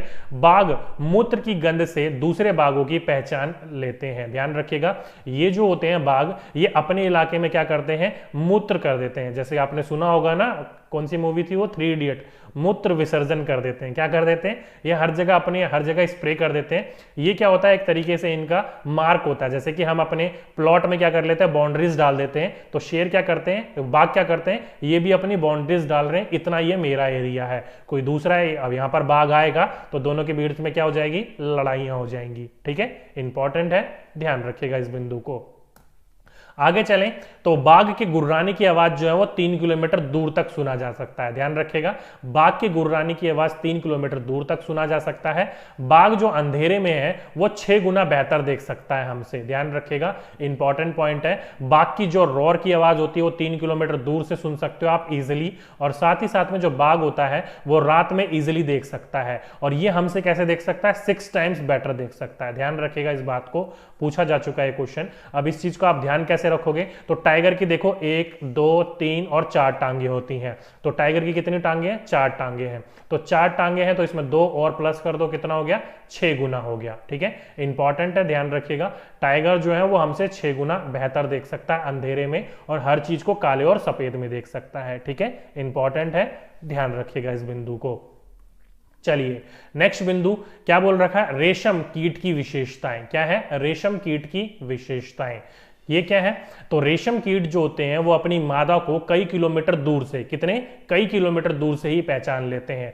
डायरेक्टली पूछ लिया जाएगा कि जो रेशम वाले कीट होते हैं, ध्यान रखिएगा, जब ये मर रहे होते हैं तो अपने आप को ये रेशम में लपेट लेते हैं और वहीं पर ही मर जाते हैं। फिर इसको गर्म पानी में अलग अलग करका जाता है, कीड़े को अलग, रेशम को अलग, फिर उसकी प्रोसेसिंग की जाती है। और इसको किसके पेड़ों पर पाला जाता है, तो सैतूत के जो वृक्ष होते हैं उन वृक्षों पर ही पाला जाता है। उनकी पत्तियां इनको खूब पसंद होती हैं। तो कभी भी आप देखोगे जो सिल्क होता है, यानी कि रेशम जो पाला जाता है, रेशम के कीड़े रेशम के लिए, तो उनको सैतूत के पत्ते खाने के लिए दिए जाते हैं। ओके, इंपॉर्टेंट बिंदु है, ध्यान रखिएगा। पूछा जाएगा कि वह कीड़ा कौन सा है जो कि अपनी मादा को कई किलोमीटर दूर से पहचान लेता है, तो वह है रेशम का कीड़ा। ठीक है, इंपॉर्टेंट है, ध्यान रखिएगा। बिल्कुल डियर, कोई भी बच्चा भर सकता है रिट के अंदर, बस ये ध्यान रखिएगा, कोई भी बाहर का बच्चा भरता है तो वो क्या कहलाएगा, आपका जर्नल कहलाएगा। ओबीसी एससी आप नहीं कहलाओगे। ठीक है, इंपॉर्टेंट है, ध्यान रखिएगा। चलिए अब कुछ महत्वपूर्ण बिंदु, इंपॉर्टेंट पॉइंट्स के बारे में बात कर लेते हैं। पहला, पक्षियों के जो पंख होते हैं वो उड़ने, सर्दी गर्मी से बचने हेतु क्या होता है, रूपांतरित होते हैं। देखा होगा पक्षी वगैरह तो जो है वो अपने कपड़े तो पहनते नहीं है सर्दियों में मोटे मोटे, तो सर्दियों से बचने के लिए उनके पंख ही काम आते हैं। ठीक है, साथ ही साथ में उड़ने में भी। नेक्स्ट है, पक्षियों की जो चोंचें होते हैं उसमें दांत नहीं होते। इंपॉर्टेंट बिंदु है, ध्यान रखिएगा, पक्षियों की चोंच में दांत नहीं होते। नेक्स्ट है, पक्षियों में मूत्राशय नहीं होता है, वह प्रवास पर जाते हैं, यह समतापी प्राणी होते हैं। मेन आपको यहां पर यह ध्यान रखना है, इनका मूत्राशय नहीं होता है। फॉर एग्जांपल के रूप में जैसे कि ह्यूमन बीन होते हैं, वो क्या करते हैं, अपना जो मल होगा वो अलग करेंगे और जो मूत्र होगा वो अलग करेंगे, लेकिन पक्षी में ऐसा नहीं होता, वो मल मूत्र एक ही साथ कर देते हैं। इनमें कभी भी ब्लडर नहीं होता है। ओके, इंपॉर्टेंट है, ध्यान रखिएगा इस पॉइंट को। नेक्स्ट है, पक्षियों के हृदय में जो कोष्ठ होते हैं वो कितने कोष्ठ होते हैं, 4 कोष्ठ होते हैं। ध्यान रखिएगा इस पॉइंट को कि अगर आपसे पूछा जाए कि पक्षियों के दिल के कितने पार्ट होते हैं तो 4 पार्ट होते हैं। इंपॉर्टेंट है, ध्यान रखिएगा इस बिंदु को, क्वेश्चन पूछा जा चुका है। नेक्स्ट क्वेश्चन है, गौरैया, फक्ता, शंकरखोर, ये सारे के सारे पक्षी जो होते हैं वो जोड़े में रहते हैं और ये अपना घोंसला क्या करते हैं, स्वयं बनाते हैं। इंपॉर्टेंट है, पूछा जाए कि फक्ता, गौरैया और शंकरखोर ऐसा कौन सा पक्षी है जो निम्नलिखित में जोड़े में रहते हैं, अगर एक की मृत्यु हो जाती है तो दूसरे की मृत्यु अपने आप हो जाती है, तो वो गौरैया, फक्ता और शंकरखोर है। ये ऐसे पक्षी हैं जो कि जोड़े में ही रहेंगे, अगर इनका एक साथी मर जाता है तो दूसरा अपने आप ही मर जाएगा। ठीक है, इंपॉर्टेंट है, ध्यान रखिएगा।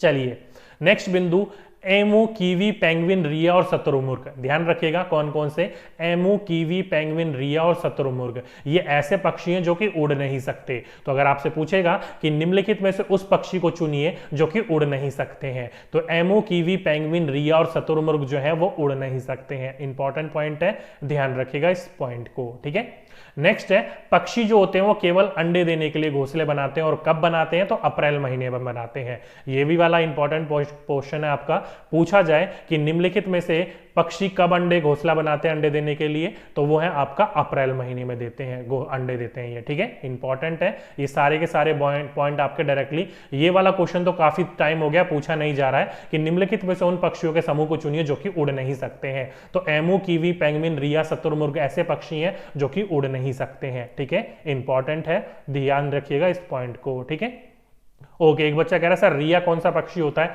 डियर, रिया जो होता है एक तरीके से आप ये लगा लीजिएगा, जैसे आपका छोटा होता है ना, फॉर एग्जांपल के रूप में मैं क्या बताऊं आपको, छिट्टेदार अंडे होते हैं इसके। कैसे होते हैं, छिट्टेदार अंडे होते हैं इसके। इसको क्या करते हैं, तो फॉर एग्जांपल के रूप में मीट के लिए पाला जाता है। किस लिए पाला जाता है, मीट के लिए पाला जाता है। ठीक है, इंपॉर्टेंट है, पूछा जाए तो आपको पता होना चाहिए। ओके सर, पीडीएफ चाहिए प्रैक्टिस के लिए, किस चीज के प्रैक्टिस के लिए पीडीएफ चाहिए? क्वेश्चंस की। ओके, बच्चे कह रहे हैं सर थोड़ा सा साइड हो जाइए। ओके लीजिए सर, मैं थोड़ा सा क्या पूरा ही साइड हो जाता हूं, लीजिए। और साइड हो जाऊं?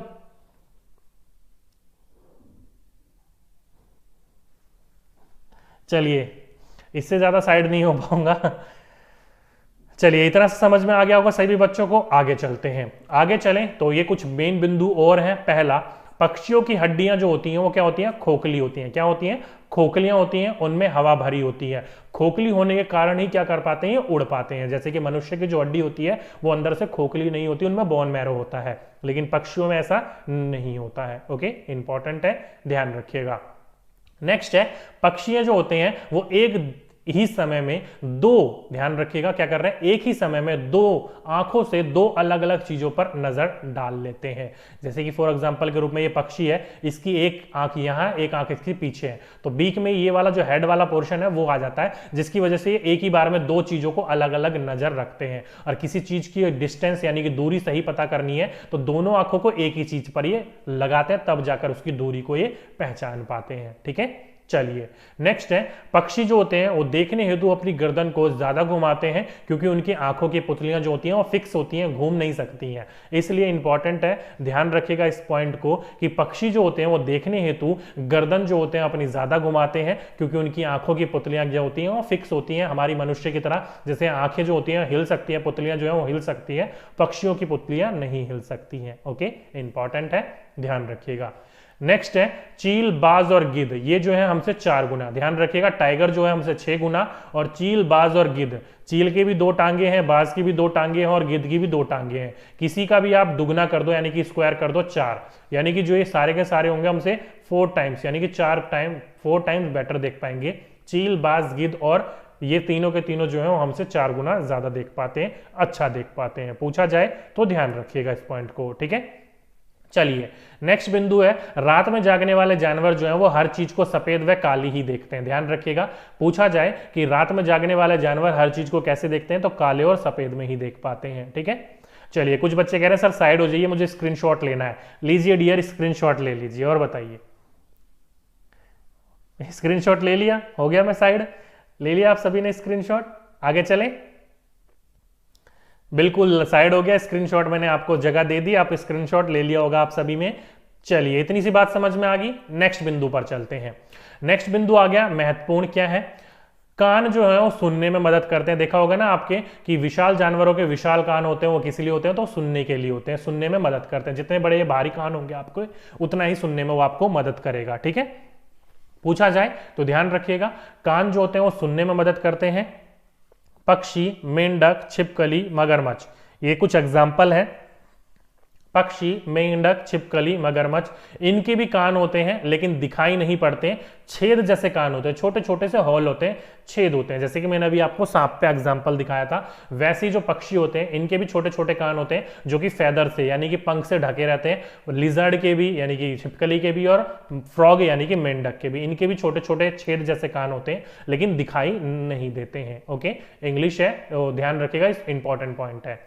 आगे चलें तो अंडे देने वाले जीव जो है वो अंडज्य कहलाते हैं। ये वाला क्वेश्चन ध्यान रखना है तो रख लीजिएगा, पूछा वैसे नहीं जाएगा। ओके, तो ध्यान रखिएगा, अंडे देने वाले जो होते हैं वो अंडज्य यानी कि ओमनिवोरस कहलाते हैं। जैसे कि मछली, मेंढक, सरीसृप और पक्षी, इन सभी जीवों के जो कान होते हैं वो दिखाई नहीं देते हैं और शरीर पर बाल नहीं होते हैं। तो यहां से क्वेश्चन निकल के आया आपका कि निम्नलिखित में से वह पक्षी को, वह जानवर कौन से हैं जो कि अंडे देते हैं। तो ध्यान रखिएगा, अंडे देने वालों की खासियत ये है कि उनके बाहरी कान, जैसे कि हमारे बाहर कान है, उनके बाहरी कान नहीं होंगे। हमारे शरीर पर देखो बाल है, लेकिन उनके शरीर पर बाल नहीं होते, देख सकते हो। ना ही मछली के कान होते हैं बाहरी, ना ही शरीर पर बाल होते हैं, ना ही मेंढक के बाहरी कान होते हैं, ना ही बाल होते हैं, ना ही सरीसृप यानी कि सांप के बाहरी कान होते हैं, ना ही उनके शरीर पर बाल होते हैं, ना ही पक्षियों के कान होते हैं और ना ही उनके शरीर पर बाल होते हैं। फेदर्स होते हैं, पंख होते हैं, वो पंख बाल नहीं होते हैं। इंपॉर्टेंट है, ध्यान रखिएगा इस पिंटू को। ओके, तो यहां से आपको क्या समझ में आया कि जिस जीव के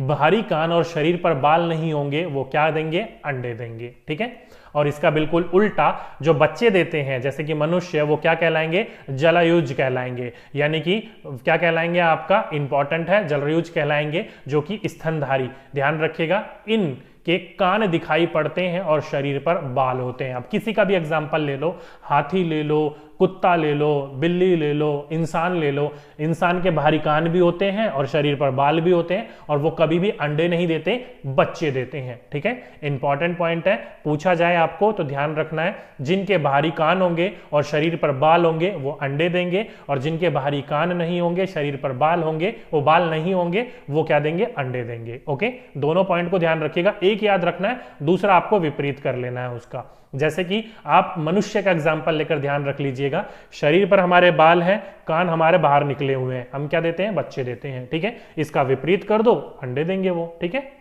चलिए थोड़ा सा मैं आप साइड हो जाता हूं, लीजिए इसका स्क्रीनशॉट ले लीजिए, जिस जिस बच्चों को लेना है स्क्रीनशॉट ले लीजिए। ठीक है, चलिए सभी बच्चों ने स्क्रीनशॉट ले लिया होगा, चलिए ले लिया स्क्रीनशॉट। ओके, बच्चे कह रहे हैं सर इसका पीडीएफ जो है वो टेलीग्राम पर डाल दीजिएगा। बिल्कुल डियर, और बताइए पीडीएफ जो है अब स्क्रीनशॉट वाले लेने वाले ले सकते हो, पीडीएफ जो है वो आपका टेलीग्राम पर डाल दिया जाएगा। किस पर डाल दिया जाएगा, टेलीग्राम पर डाल दिया जाएगा। ठीक है, वहां से आप डाउनलोड कर लीजिएगा। ठीक है, बिल्कुल डियर, आपकी बात सुन ली हमने, इसका पीडीएफ जो है टेलीग्राम पर डाल दिया जाएगा। ठीक है, चलिए आगे चलते हैं। आगे चलें तो ध्यान रखिएगा, गाय के आगे के दांत जो होते हैं वो छोटे होते हैं और पीछे के दांत जो होते हैं वो चपटे होते हैं। ध्यान रखिएगा, गाय के आगे के दांत जो होंगे वो छोटे होंगे और पीछे के दांत जो होंगे वो चपटे होंगे। ऐसा क्यों है, क्योंकि आगे काटने के काम आते हैं और पीछे के चबाने यानी कि जुगाली के काम आते हैं। ठीक है, चलिए नेक्स्ट है, बिल्ली के दांत जो होते हैं वो नुकीले, मांस फाड़ने हेतु प्रयोग में आते हैं। पूछा जाए कि बिल्ली के दांत किस काम आते हैं, तो नुकीले होते हैं और मांस फाड़ने के काम में आते हैं। नेक्स्ट है कंगारू चूहा। एक चूहा होता है जिसके ऊपर एक शल सा बना रहता है, इसको कभी भी पानी पीने की जरूरत नहीं होती है, पानी पीता ही नहीं है। ध्यान रखिएगा, कंगारू जो होता है, कंगारू चूहा, वो कभी भी पानी, कंगारू अलग है, कंगारू चूहा अलग है। कंगारू चूहा जो होता है वो कभी भी पानी नहीं पीता है, जो चीज खाता है उसी से पानी की पूर्ति वो कर लेता है अपनी। ठीक है, नेक्स्ट क्वेश्चन, छिपकली, मेंढक, सांप जो होते हैं वो सर्दियों से बचने हेतु कहां चले जाते हैं, शीत निंद्रा में चले जाते हैं। कहां चले जाते हैं, शीत निंद्रा में चले जाते हैं। ध्यान रखिएगा इस पॉइंट को, काफी बार पूछा जा चुका है ये वाला, कि सर्दियों में छिपकली, मेंढक और सांप जो दिखाई नहीं देते हैं। वो क्यों नहीं देखे, क्योंकि सर्दियों से बचने के लिए क्या करे जाते हैं, ये कहां चले जाते हैं, शीत निंद्रा में चले जाते हैं। एक तरीके से मान लीजिए पूरे सर्दी ये सोते ही रहते हैं भालुओं की तरह। ठीक है, इंपॉर्टेंट पोर्शन है, ध्यान रखिएगा इस पॉइंट को। चलिए नेक्स्ट पोर्शन है, गाय जो है वो 4 घंटे, अजगर जो है 18 घंटे, जिराफ जो है 2 घंटे, बिल्ली जो है 12 घंटे, हाथी जो है वो 2 से 4 घंटे और शेर जो है वो 8 घंटे दिन में सोते हैं। इंपॉर्टेंट पॉइंट है, पूछा जाए इस बात को। बिल्कुल डियर, सीटेट के बाद आपकी रिट की तैयारी करवा दी जाएगी, और बताइए। ठीक है, तो यहां से आपको ध्यान रखना है, गाय 4 घंटे, जो अजगर होता है, जो पाइथन होता है वो 18 घंटे, जिराफ 2 घंटे और बिल्ली 12 घंटे, हाथी 4 घंटे और शेर 8 घंटे ही सोता है। ठीक है, चलिए यहां से अगर किसी बच्चे को स्क्रीनशॉट लेना है तो स्क्रीनशॉट ले लीजिए, मैं साइड हो जाता हूं। ठीक है, चलिए सभी बच्चों ने ले लिया होगा, आगे चल लेते हैं। आगे चलें तो यहां से कुछ मेन बिंदु निकल के आए कि सांप को, ध्यान रखिएगा, जो सांप होते हैं उनको जो डांस करवाते हैं, नचाने वाले जो होते हैं, उनको क्या कहा जाता है, तो कालबेलिया लोग कहा जाता है। तो ध्यान रखिएगा, इंपॉर्टेंट है, पूछ लिया जाएगा आपसे कि सांप को नचाने वाले लोगों को क्या कहा जाता है, तो कालबेलिया लोग कहा जाता है। और कालबेलिया रोग जो है वो सांप के डंक से, ध्यान रखिएगा, जो सांप काटता है और 2 दांत के निशान छोड़ जाता है, उस दांत के निशान से ये बता देते हैं कि किस सांप ने काटा है। कोबरा ने काटा है, रसल वाइपर ने काटा है, कॉमन कैरेट ने काटा है, किसने काटा है, वो सांप के डंक को देखकर बता सकते हैं। हम तो सांप को देखकर नहीं बता सकते कौन सा सांप है। ओके, साथ ही साथ में जो कालबेलिया लोग जो होते हैं वो अपनी बेटी की शादी में क्या देते हैं, सांप को तोहफे के रूप में देते हैं। इंपॉर्टेंट पॉइंट है, ध्यान रखिएगा इस पॉइंट को। ये कई बार क्वेश्चन पूछ लिया जाएगा आपसे कि कालबेलिया लोग जो होते हैं वो अपनी बेटी की शादी में तोहफे के रूप में क्या देते हैं, तो सांप देते हैं, स्नेक्स देते हैं। ठीक है, इंपॉर्टेंट है, ध्यान रखिएगा इस बिंदु को। बिल्कुल डियर, आफ्टर सीटेट आपकी जो तैयारी होगी वो सुपर टेट, यूपी टेट और रिट की तैयारी होगी, टेंशन ना लीजिए। ठीक है, चलिए कुछ क्वेश्चन है आपके यहाँ पर स्क्रीन के ऊपर और उसको देख लेते हैं एक बार। और कुछ बच्चे कह रहे हैं सर आपकी टेलीग्राम की आईडी क्या है, तो ये है हमारी टेलीग्राम की आईडी, देख सकते हो, DK Gupta 1112। स्पेस नहीं छोड़ना, आपको ध्यान रखना है इस चीज को। ठीक है, बाकी अगर नहीं मिलता है तो इस वीडियो के डिस्क्रिप्शन में मैंने आपको टेलीग्राम की आईडी दे रखी है, वहां से आप डाउनलोड कर लीजिएगा। ठीक है, चलिए क्वेश्चन का आंसर बताइए, सही आंसर क्या होगा, पढ़िए इसको।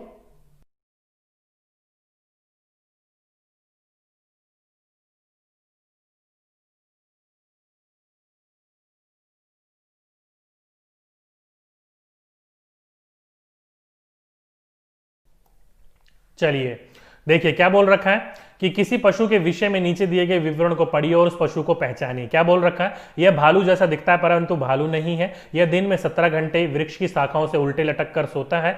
जिस वृक्ष पर यह रहता है उसी वृक्ष की पत्तियां खाता है और लगभग 40 वर्ष तक ही जीवित रहता है। तो सिंपल सी बात है, किसकी बात करी जा रही है, स्लॉथ की बात करी जा रही है। ऑप्शन नंबर फर्स्ट, जिस बच्चों ने लगाया था बिल्कुल सही लगाया था। ठीक है, चलिए नेक्स्ट क्वेश्चन आपकी स्क्रीन के ऊपर, नीचे दिए गए जीवों के समूह में से किसकी दृष्टि होती है वो श्रेष्ठ होती है तथा मनुष्य की तुलना में वो 4 गुना अधिक दूरी तक आसानी से वस्तुओं को देख सकते हैं। तो जल्दी से बताइए कौन सा है इसका सही आंसर। बिल्कुल, देखो क्या बोला है इसने, 4 गुना। कितना गुना, 4 गुना, 4 टाइम्स। और मैंने आपको बोला था जिसकी 2 टांगे होंगी वो 4 गुना बेहतर देख पाएगा। जैसे कि चील, इसकी 2 टांगे, इसकी 2 टांगे, इसकी 2 टांगे, ये जो होते हैं 4 गुना बेहतर देख पाते हैं मनुष्य की तुलना में।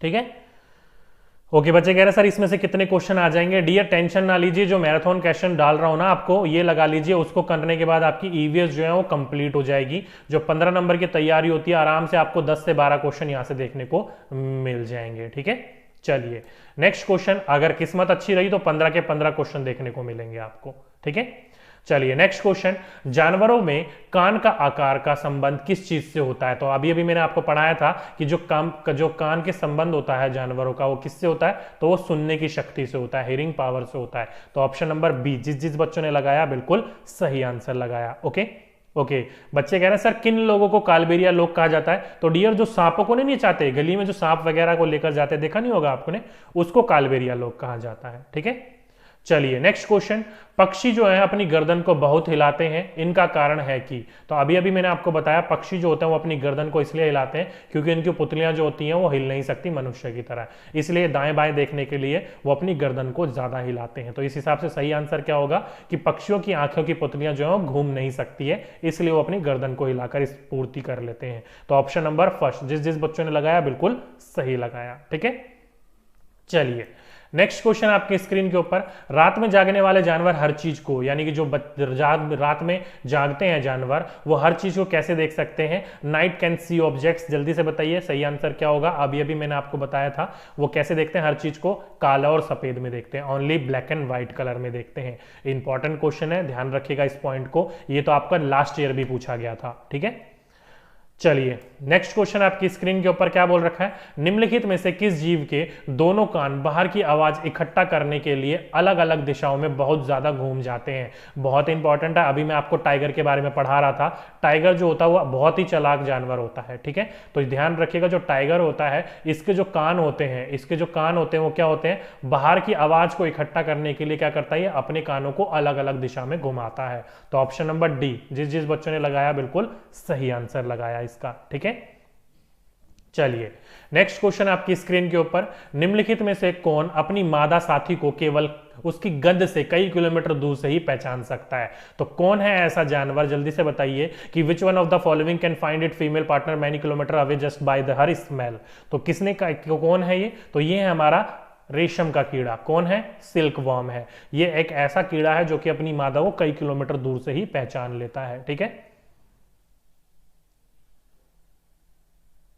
ओके बच्चे कह रहे हैं कि सर जो मेरा एडमिट कार्ड है उसमें पीडब्ल्यूडी लिखा हुआ है लेकिन मैं जनरल कैटेगरी से हूं। डियर पीडब्ल्यूडी जो होता है वो ध्यान रखिएगा, जो डिसेबल बच्चे होते हैं उनके लिए एक कैटेगरी बनाई हुई होती है। ओके, अगर आपने गलती से एक कैटेगरी में फिल कर दिया होगा तो आपको क्या करना है, ध्यान रखिएगा, बाद में आप इसको चेंज करा लीजिएगा लेकिन 90+ नंबर लेकर आइएगा। पीडब्ल्यूडी वाले जो बच्चे होते हैं और शायद उनको 82 पर पास हो जाते हैं, तो आप 82 पर पास तो हो जाओगे, सर्टिफिकेट तो मिल जाएगा, लेकिन बाद में जब आप इसको चेंज कराओगे तो आप फेल हो जाओगे। इसलिए 90+ नंबर लेकर आइएगा, अभी टेंशन लेने की जरूरत नहीं है, जो है रहने दीजिए उसको। ठीक है, बिल्कुल डियर एनओएस वाले भी भर सकते हैं, कोई दिक्कत नहीं है एनओएस वालों की भी। ठीक है, चलिए अब बात कर लेते हैं स्कूल जाने साधनों के बारे में, स्कूल गोइंग रिसोर्सेज के बारे में, कि स्कूल जो जाते हैं वो किन किन चीजों को देखते हुए जाते हैं हम। ठीक है, पहला बिंदु देखो, बांस के पुल यानी कि बैम्बू ब्रिज। अब बैम्बू ब्रिज का इस्तेमाल कहाँ किया जाता है, तो असम में किया जाता है। यहां से देख सकते हो असम में किया जाता है। बस आपको यहां से यही ध्यान रखना है कि बांस के बने पुलों का इस्तेमाल कहाँ किया जाता है, तो असम में किया जाता है। जैसे कि आप इमेज में देख रहे हो कि बांस की खपच्चियां आपस में क्रॉस करके गाड़ दी गई हैं, उस पर एक फ्लैट डाल दिया गया और एक पकड़ने के लिए डाल दिया गया, और बच्चे नदी को पार करने के लिए कर रहे होते हैं। क्यों?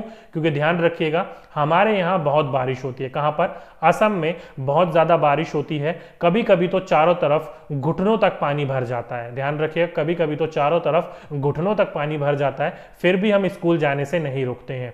एक हाथ में किताब उठाते हैं और दूसरे हाथ से हम बांस को पकड़ते हैं। हम जल्दी जल्दी बांस और रस्सी से बने हुए पुल को पार कर जाते हैं। तो यहां से आपको बस इतना ही ध्यान रखना है कि बांस का बना हुआ पुल, बैम्बू ब्रिज जो है वो कहां पर इस्तेमाल किया जाता है, तो वो असम में किया जाता है। ऐसा क्यों है? क्योंकि असम जो है फ्लडी एरिया है, बारिश ज्यादा बहुत आती है यहाँ पर, और पानी भी जो है बाढ़ का बहुत आता है, इसलिए यहाँ पर बांस के बने हुए पुलों का इस्तेमाल करते हैं। ठीक है, एक बिंदु बस यहां से आपको इतना ध्यान रखना है। आगे चलें तो नेक्स्ट है आपका ट्रॉली। ट्रॉली का इस्तेमाल कहाँ किया जाता है, तो यहां पर देख सकते हो कहां पर, लद्दाख में किया जाता है। तो लद्दाख में इसका इस्तेमाल कैसे किया जाता है देख लेते हैं। देखिए, बोल रखा है कि स्कूल पहुंचने के लिए हम रोज नदी पार करनी होती है। क्या बोल रखा है कि हमें रोज नदी पार करनी होती है, खूब चौड़ी और खूब गहरी नदी।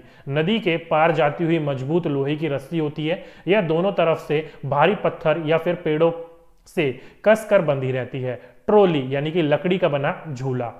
पुल्ली की मदद से, अब ये पुल्ली क्या होता है, तो ये एक लोहे की चक्री होती है जो कि इसकी मदद से क्या करते हैं, पुल्ली की मदद से इस रस्सी पर सरकती है और हम 4-5 बच्चे एक साथ ट्रॉली में बैठ जाते हैं और पहुंच जाते हैं नदी के उस पार। तो ध्यान रखिएगा इस पॉइंट को, अगर आपसे पूछा जाए कि ट्रॉली का इस्तेमाल कहाँ किया जाता है, तो वो लद्दाख में किया जाता है स्कूल को जाने के लिए। अब ट्रॉली में कितने बच्चे बैठ सकते हैं, तो 4 से 5 बच्चे बैठ सकते हैं। ट्रॉली आखिर होती क्या है, तो लकड़ी का बना हुआ क्या होता है, एक झूला होता है। तो ये 2-3 क्वेश्चन निकल के आए आपसे, कहां से, ट्रॉली से पूछा जाए तो आपको ध्यान रखना है इन पॉइंटों को। ठीक है,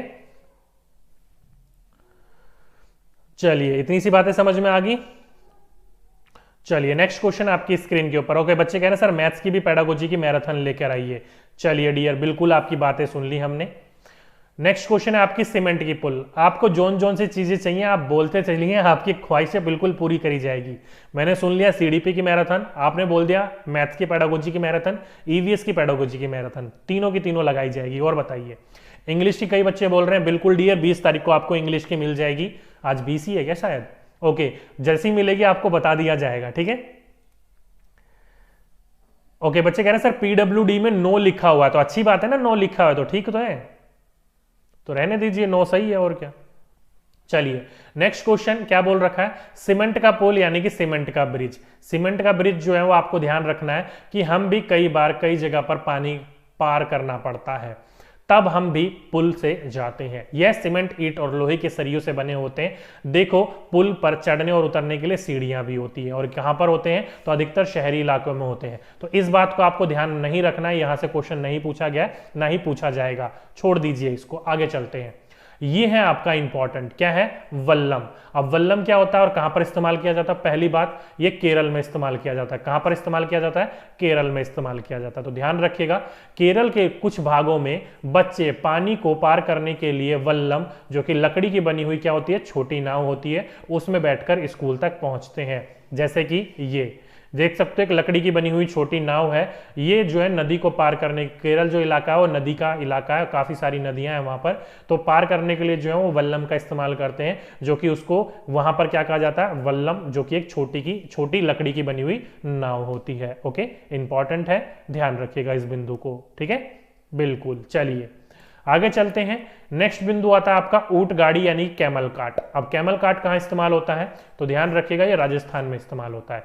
कहां इस्तेमाल होता है? राजस्थान में। तो ध्यान रखिएगा, हम रेगिस्तान में रहते हैं, हमारे यहाँ दूर दूर तक रेत ही रेत नजर आती है, दिन में तो रेत खूब तपती है, हम ऊंट गाड़ी में बैठकर स्कूल पहुंचते हैं। तो अगर आपसे पूछा जाए, वैसे भी रेगिस्तान का जहाज किसको कहा जाता है? ऊंट को कहा जाता है। क्यों? क्योंकि रेगिस्तान में जो है वो लंबे समय तक पानी के बिना भी ऊंट रह सकता है, और साथ ही साथ में जो उसके पांव होते हैं ना, रेत में ना धंसे, तो रेत के ऊपर जैसे ही अपना ये वजन डालता है उसके पांव थोड़े से फैल जाते हैं, जिसकी वजह से इसके पांव रेत में धंसते नहीं है। ओके, तो ध्यान रखिएगा ऊंट गाड़ी का इस्तेमाल कहां होता है? राजस्थान में होता है। ठीक है, चलिए आगे चलते हैं।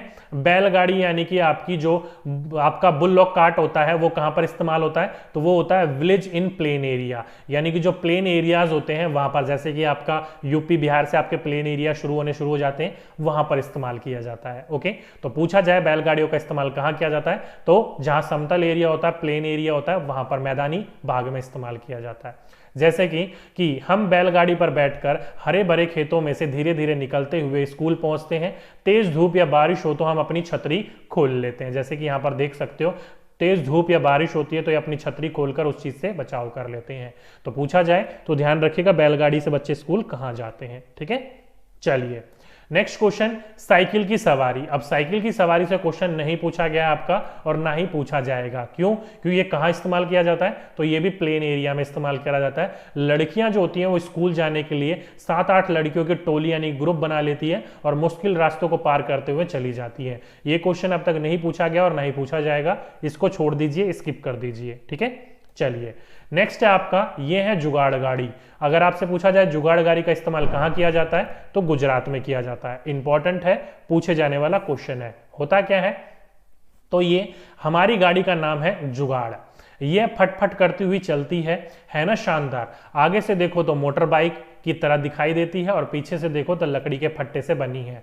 तो जैसे कि देख सकते हो, आगे जो होता है मोटर जो साइकिल होता है उसका इंजन लगाकर पीछे से इसको कनेक्ट कर दिया जाता है और पीछे एक छोटी सी ट्रॉली बना दी जाती है लकड़ी की, उसमें बैठकर जो बच्चे होते हैं वो स्कूल जाते हैं। ठीक है, तो पूछा जाए कि जुगाड़ गाड़ी का इस्तेमाल कहाँ किया जाता है, तो गुजरात में किया जाता है। ठीक है, इंपॉर्टेंट पॉइंट है, पूछा जाए तो ध्यान रखिएगा इसका। चलिए बात समझ में आ गई, इतनी सी बात, आगे चलते हैं। नेक्स्ट है आपका जंगल से जाते बच्चे, चिल्ड्रंस क्रॉस द जंगल। ये वाला क्वेश्चन जो है अभी तक जो है नहीं पूछा गया है। अधिकतर जो है वो जो नॉर्थर्न एरिया है, जो हमारा नॉर्थ ईस्ट एरिया है, पूर्वोत्तर भाग है, वहां पर अधिकतर ये देखने को मिलेगा। स्कूल पहुंचने के लिए जो है वो हम घने जंगलों से क्या करते हैं, निकलना पड़ता है। कहीं कहीं जंगल तो इतना घना होता है कि दिन में भी रात जैसा लगता है। उस सन्नाटे में कई पक्षियों और जानवरों की आवाज सुनाई देती है। तो अगर आपसे पूछा जाए कि घने जंगलों से होते हुए बच्चे कहाँ स्कूल जाते हैं, तो नॉर्थ ईस्ट एरिया जो है हमारा पूर्वोत्तर भाग है, वहां पर जाते हैं बच्चे। ठीक है, इंपॉर्टेंट है बिंदु, ध्यान रखिएगा, अगर आपसे पूछा जाए तो आपको पता होना चाहिए। ठीक है, चलिए नेक्स्ट बिंदु आपकी स्क्रीन के ऊपर, बर्फ पर चलते बच्चे, मूविंग ऑन स्नो। ये कहां की बात है, तो ये नॉर्थ हिल्स की बात है। नॉर्थ हिल्स कौन सा, तो हमारा जो उत्तराखंड की साइड है, जम्मू कश्मीर की साइड है, वहां की बात करी जा रही है। ठीक है, तो देखो हम कैसे स्कूल पहुंचते हैं, मीलों फैली बर्फ पर चलकर। हम हाथ पकड़ पकड़ कर उत्तर की पहाड़ी बर्फ पर पैर जमाते हुए ध्यान से चलते हैं, ताकि बर्फ में पैर धस जाते हैं। ओके, सॉरी क्या बोल रखा है, ताजी बर्फ में पैर धस जाते हैं। अगर बर्फ जमी हुई हो तो फिसल भी सकते हैं। तो यहां पर आपको क्या बोला कि हम क्या करते हैं, हाथों को पकड़ पकड़ कर चलते हैं। अगर आप माउंटेनिंग के बारे में जानते होंगे तो माउंटेनिंग जो बर्फ के इलाके में चलते हैं वो क्या करते हैं, अपने कमर में रस्सी बांध कर चलते हैं, पूरी की पूरी टीम। अब ये छोटे बच्चे हैं, इनको रस्सी मिले तो मिले कहां से, तो ये क्या कर लेते हैं, अपने आप को क्या कर लेते हैं, एक दूसरे को चैन बना लेते हैं, हाथ पकड़ लेते हैं। आपने देखा होगा ना बचपन में हमने चैन वाला गेम खेला था। ओके, तो हाथ पकड़ के चैन खेल लेते हैं। अगर कोई ताजी बर्फ कहीं पर है तो पहले वाला बच्चा गिरेगा, बाकी 3 तो बचेंगे ना, बाकी 3 बच्चे उसको बाहर खींच लेते हैं। तो ये जो एक तरीका है, कहां पर इस्तेमाल होता है, बर्फ पर चलने के लिए नॉर्थर्न हिल्स में इस्तेमाल किया जाता है। ठीक है, इंपॉर्टेंट है, ध्यान रखिएगा इस बिंदु को। चलिए नेक्स्ट बिंदु है आपका ऊबड़ खाबड़ पथरीले रास्ते, रॉकी पाथ, जो कि कहां पर है, वो है उत्तराखंड में। ओके, कई बच्चे परेशान हो रहे हैं सर इसका पीडीएफ, तो डियर इसका पीडीएफ जो है वो मैं आपको टेलीग्राम पर दे दूंगा, टेलीग्राम से आप डाउनलोड कर लीजिएगा।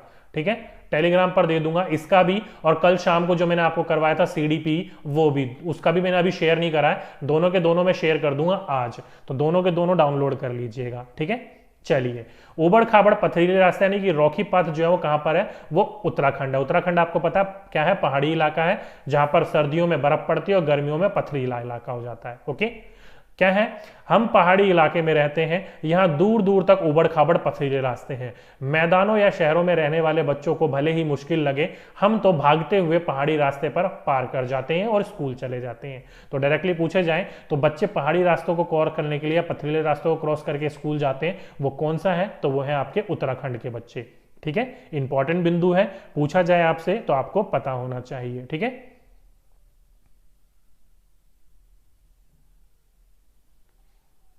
चलिए, इतनी बात समझ में आ गई। समझ में आ गई तो क्वेश्चन का आंसर बताइए। पहला क्वेश्चन, किस राज्य के लोग नदी को पार करने हेतु वल्लम यानी कि छोटी नाव का इस्तेमाल करते हैं? जल्दी से बताइए, किस राज्य के लोग जो हैं वो छोटी नाव यानी कि वल्लम का इस्तेमाल करते हैं? कौन सा बच्चा बताएगा? फटाफट बताओ इसका आंसर।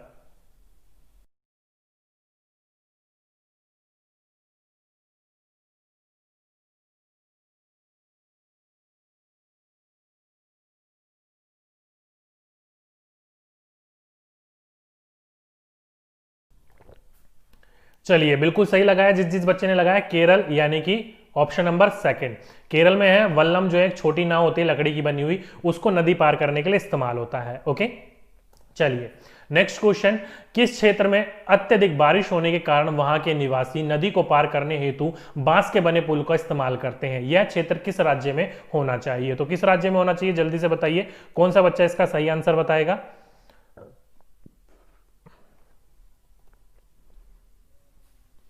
जल्दी से बताइए।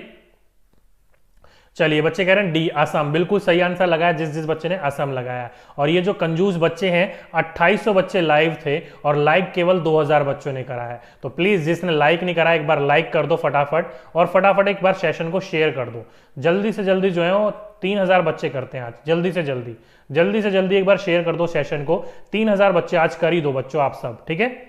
चलिए नेक्स्ट क्वेश्चन आपकी स्क्रीन के ऊपर क्या बोल रखा है, निम्नलिखित में से किस राज्य में लोग नदी को पार करने हेतु ट्रॉली यानी कि पुल्ली का इस्तेमाल करते हैं? तो जल्दी से बताइए कहां पर इस्तेमाल करते हैं। मैंने आपको बताया था ट्रॉली जो पुल्ली होती है वो एक लोहे की चक्री होती है जो कि लोहे की तार पर लगी होती है एक दूसरे से जगह जाने के लिए, जो कि कहां करी जाती है, लेह लद्दाख में करी जाती है। तो ऑप्शन नंबर थर्ड, जिस जिस बच्चों ने लगाया बिल्कुल सही आंसर लगाया, ठीक है।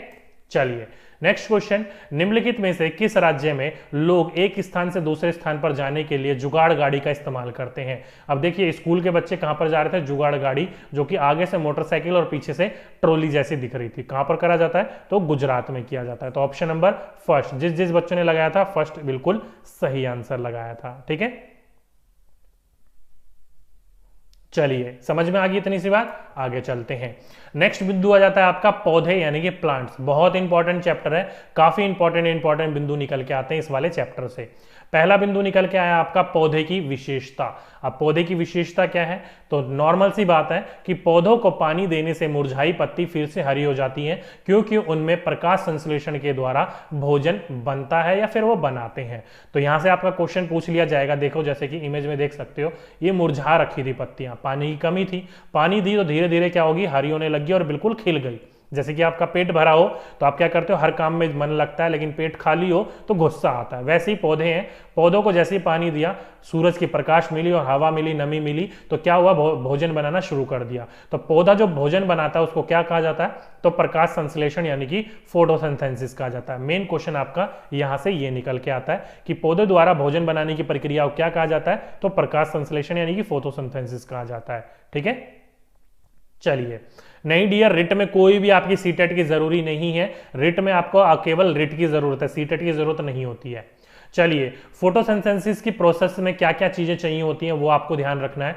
प्रकाश संश्लेषण क्रिया में कार्बन डाइऑक्साइड, जल, सूर्य का प्रकाश एवं क्लोरोफिल, ध्यान रखिएगा इंपॉर्टेंट पॉइंट है, काफी बार पूछा जा चुका है ये वाला कि फोटोसिंथेसिस की प्रक्रिया में किस किस चीज की जरूरत होती है, तो carbon dioxide, water, sunlight and chlorophyll, इस चीज की रिक्वायरमेंट होती है, इस चीज का रिक्वायर्ड होती है। ओके, इंपॉर्टेंट है, ध्यान रखिएगा। इसके अलावा कोई अतिरिक्त चीज नहीं चाहिए, ये सारी की सारी चीजें।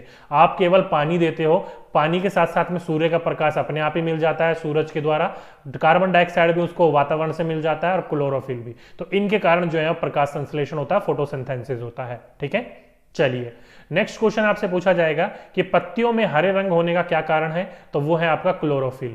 क्लोरोफिल जो होता है इसी कारण जो होती है पत्तियों का हरा रंग होता है। ओके, इंपॉर्टेंट पॉइंट है, ध्यान रखिएगा इस पॉइंट को। नेक्स्ट बिंदु आ जाता है कि पौधे जो होते हैं वो ऑक्सीजन और कार्बन डाइऑक्साइड दोनों का निष्कासन करते हैं। जैसे कि हम मनुष्य होते हैं वो केवल हम ऑक्सीजन लेते हैं और कार्बन डाइऑक्साइड छोड़ते हैं, लेकिन पौधे जो होते हैं वो दिन में जो है वो ऑक्सीजन छोड़ते हैं और कार्बन डाइऑक्साइड लेते हैं, लेकिन रात में ये प्रक्रिया उल्टी हो जाती है, कार्बन डाइऑक्साइड लेते हैं और ऑक्सीजन लेते हैं और कार्बन डाइऑक्साइड छोड़ते हैं। दिन में भी करते हैं लेकिन दिन में बहुत धीमी प्रक्रिया होती है इनकी, इतना पता नहीं लगता है, ठीक है। इंपॉर्टेंट बिंदु है, ध्यान रखिएगा इस बिंदु को। ओके चलिए आगे चलते हैं। नेक्स्ट आ जाता है आपका रेगिस्तानी ओक, डेजर्ट ओक। अब ये डेजर्ट ओक क्या है, क्वेश्चन यहां से आपको देखने को एग्जाम में बहुत बार मिला होगा, तो ध्यान रखिएगा रेगिस्तानी ओक जो है वो 10 फुट लंबा पौधा होता है। इंपॉर्टेंट पॉइंट है, पूछा जाए तो ध्यान रखिएगा। वैसे आपसे पूछा नहीं जाएगा कि कितना फुट लंबा होता है, ये पूछा जाएगा कि जिसकी जड़ें जो होती है वो 300 फुट गहरी व पत्तियां कम होती हैं। इंपॉर्टेंट पॉइंट है, रेगिस्तानी ओक की ये खासियत है कि ये जितना बड़ा होगा ना उससे 30 टाइम्स, कितना 30 टाइम्स जो है इसकी जड़ें जमीन के अंदर होंगी। जैसे कि 10 फुट है तो 10 फुट का अगर हम 30 टाइम्स कर दें तो कितना हो जाता है, 300 हो जाता है। तो देख लीजिए 10 फुट लंबा पौधा था और 300 फुट इसकी गहराई तक जड़ें जा रखी थी, और जो कि पौधों में पत्तियां बहुत कम होती हैं। ओके, इंपॉर्टेंट है, ध्यान रखिएगा इस पॉइंट को। ओके, चलिए नेक्स्ट पॉइंट है आपका 30 फीट नहीं होता डियर, 30 टाइम्स होता है, कंफ्यूजन मत करिएगा।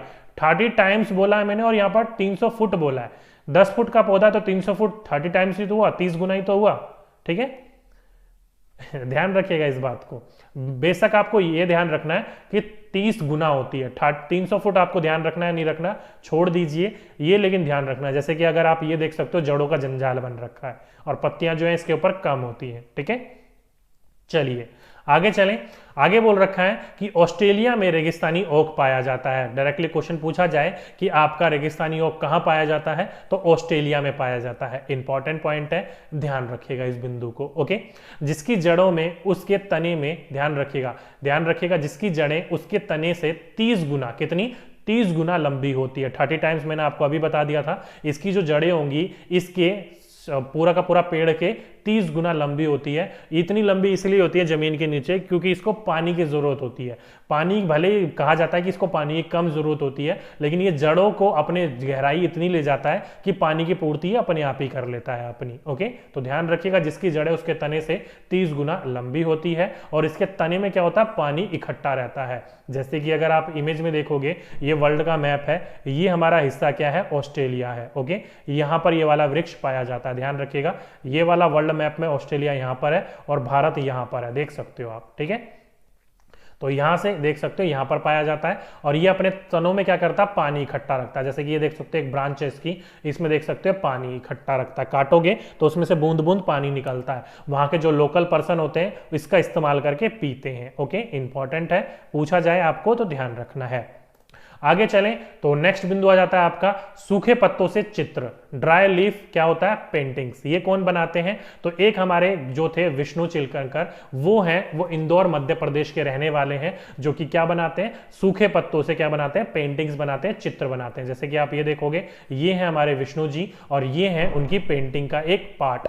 सूखे पत्ते जो होते हैं उसके द्वारा इन्होंने क्या बनाया, एक जंगल का चित्र बनाया है। ओके, तो अगर आपसे पूछा जाए तो ध्यान रखना इस पॉइंट को कि सूखे पत्तों से पेंटिंग कौन बनाता है, या फिर विष्णु चिलचंकर जो थे वो कहां के रहने वाले थे, इंदौर मध्य प्रदेश के रहने वाले थे। ओके, चलिए नेक्स्ट बिंदु आ जाता है आपका मधुबनी चित्रकला, मधुबनी पेंटिंग। अब ये क्या होता है, तो ध्यान रखिएगा मधुबनी पेंटिंग जो होती है वो बिहार के मधुबनी जिले से फैली है। इंपॉर्टेंट पॉइंट है, डायरेक्टली पूछा जाए तो बिहार में एक मधुबनी जिला है, वहां के लोगों के द्वारा ये पेंटिंग बनाई जाती है, इसलिए इसको मधुबनी कहा जाता है। ठीक है, इसकी क्या खासियत है, तो इसमें चावल के घोल से रंग तैयार किए जाते हैं। चावल के घोल में नील मिला दिया जाएगा तो नीला, हल्दी मिला दिया जाएगा तो पीला, इस प्रकार से अलग अलग फूलों के रंग निकालकर रंग तैयार किए जाते हैं। कहने का मतलब है नेचुरल कलर का इस्तेमाल किया जाता है। ओके, इंसान, जानवर, पेड़, फूल, पक्षी, मछलियां व अन्य जंतुओं के साथ इसकी चित्र बनाए जाते हैं।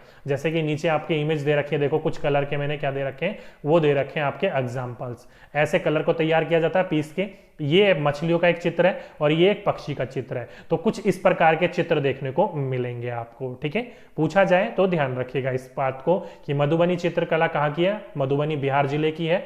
चावल के घोल में अलग अलग जो नेचुरल कलर होते हैं उसका इस्तेमाल करके पेंटिंग्स बनाई जाती है और पेंटिंग्स में जानवर हो गए, मछली हो गए, पेड़ पौधे हो गए, इन प्रकार की चीजें बनाई जाती हैं। ठीक है, चलिए नेक्स्ट बिंदु आ जाता है आपका परागकण यानी कि पॉलिनेशन। ये क्या होता है, तो पंखुड़ियों के अंदर फूल के बीच में कुछ पतली पाउडर जैसी संरचना दिखती होगी आपको, उनको क्या कहा जाता है, पराग कहा जाता है। ध्यान रखिएगा, आप देखते होंगे ये जो है पौधा है, इसके ऊपर ये जो डंडियां लगी हुई हैं, इस डंडियों के ऊपर हल्की हल्की सी पाउडर जैसी संरचना होती है। जैसे कि मधुमक्खी इस पर बैठी तो इसके पूरे के पूरे शरीर पर वो लग जाता है, तो वो क्या कहलाता है? पराग कहलाता है। आपका क्या कहलाता है? पोलन कहलाता है। ओके, अब ये जो पोलन होता है, इसको जब पौधे प्रजनन करते हैं तब इसको क्या कहा जाता है? तो परागकण, यानी कि पाउडर जैसी संरचना होती है, उसको ध्यान रखिएगा, पॉलिनेशन कहा जाता है। तो अगर आपसे पूछा जाए कि पौधे द्वारा प्रजनन करने की प्रक्रिया को क्या कहा जाता है, तो परागकण कहा जाता है, पॉलिनेशन कहा जाता है। ओके, तो पौधों का प्रजनन क्या कहलाता है? परागकण कहलाता है, पॉलिनेशन कहलाता है।